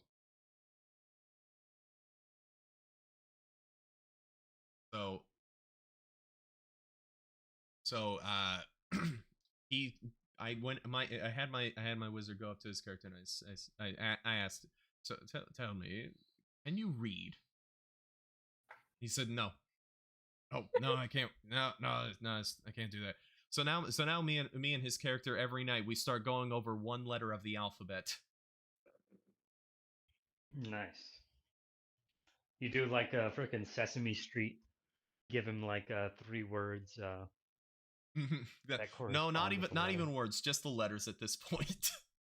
Literally just the letters. Nice. Literally just the letters. He's gotten A and B down. I'm worried about C because he rolls every time to see if he gets it. Nice. So I'm worried that the most simple letter in the alphabet he's not going to get. So that was a lot of fun. More role playing. We're on a pirate ship. The pirate captain is not happy with it, but he made a deal, so he's taking us to where we need to go.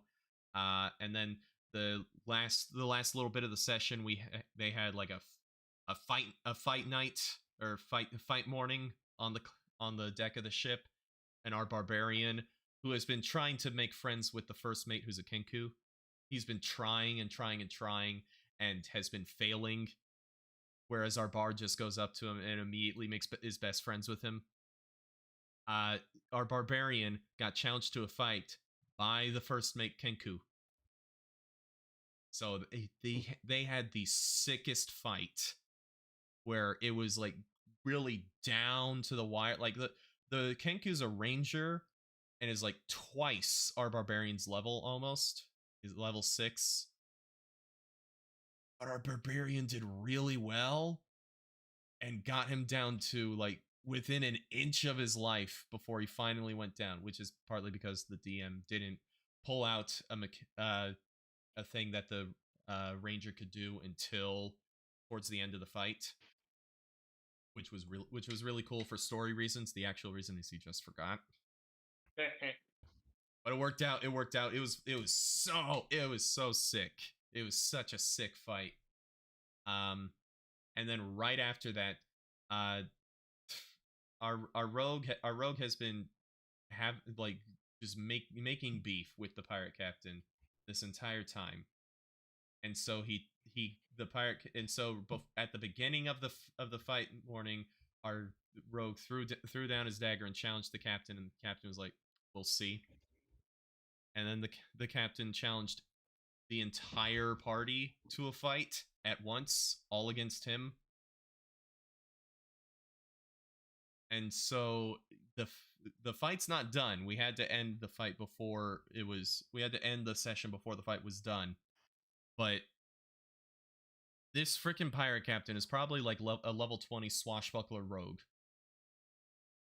And we've gotten him down to like half health because my wizard landed a really good slow spell on him. Nice. Right at the beginning of the fight. And then so he hasted himself already at the beginning of the fight. First round of the fight, shot my wizard like 3 times. My wizard's like a 50-year-old human. He's got like freaking 3 bullet holes just bleeding out. And then I slow him. And the way slow and haste works is that he still gets his extra action from haste. Some of the stuff cancels each other out. So like the plus to his AC gets canceled out by slow's minus to AC. His extra movement speed from haste gets canceled by slow's negative to movement speed. But the thing that kept us alive is that slow means that you only get one attack per turn, no matter what. So even with his extra action, he can only attack once. And that kept us alive. He kept shooting my wizard. My wizard almost died like 5 times in that fight, but our cleric kept me up.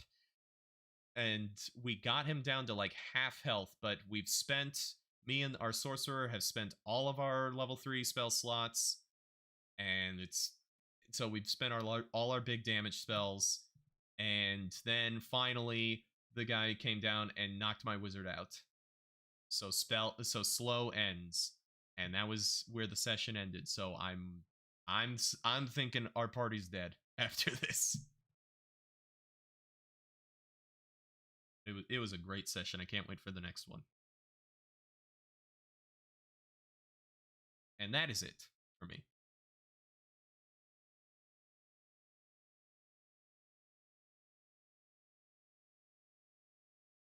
Nice. Nice. Yeah. Just makes me want to buy Baldur's Gate. Baldur's Gate is great. It is. I think your PC could run it so you could play on that. I'd love to pick it up. Let's see. My the controller support is actually really good, so PS5 works really well.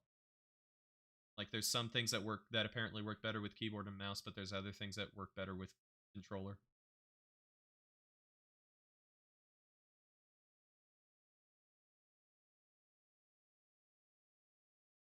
I'll pick it up at some point. It's just too much of a time sink. Oh yeah. No. Like I am probably not going to finish Tears of the Kingdom this year because of that. I'm probably not going to finish Hogwarts Legacy because of that. And there's other games that came out this year that I want to buy that I'm not even going to bother because Baldur's Gate, like I want to play Armored Core at some point, but Baldur's Gate. Baldur's Gate. Just be based like me. Get Bomb Rush Cyberpunk. I should pick that up at some point. I should also actually I have Jet Set Radio. I should play that at some point. That's okay. Although if I play Bomb Rush Cyberpunk, I'd be going through the game and all of a sudden I'd hear Wooly. That's true. That's an experience. You do. You get to hear Wooly in the game. Yeah. Granted, it's in like a part of a song, but still, count that. Hey, he did a cover of the frickin' Knuckles song from Sonic Adventure 2 with Little V Mills, and it's great. Yeah,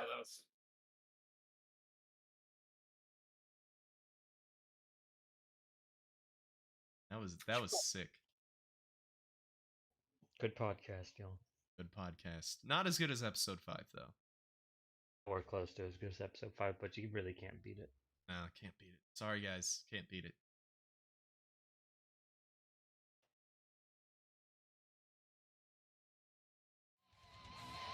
And we faded out. After just an awkward silence, we fade out to the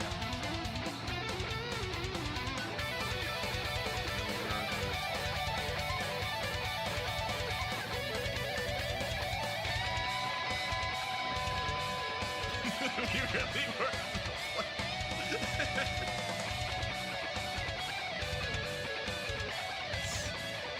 Didn't you know I was planking the entire time during this podcast? Yeah, it's gonna come back, dude. I gotta get hip with the kids, so I gotta get ahead of the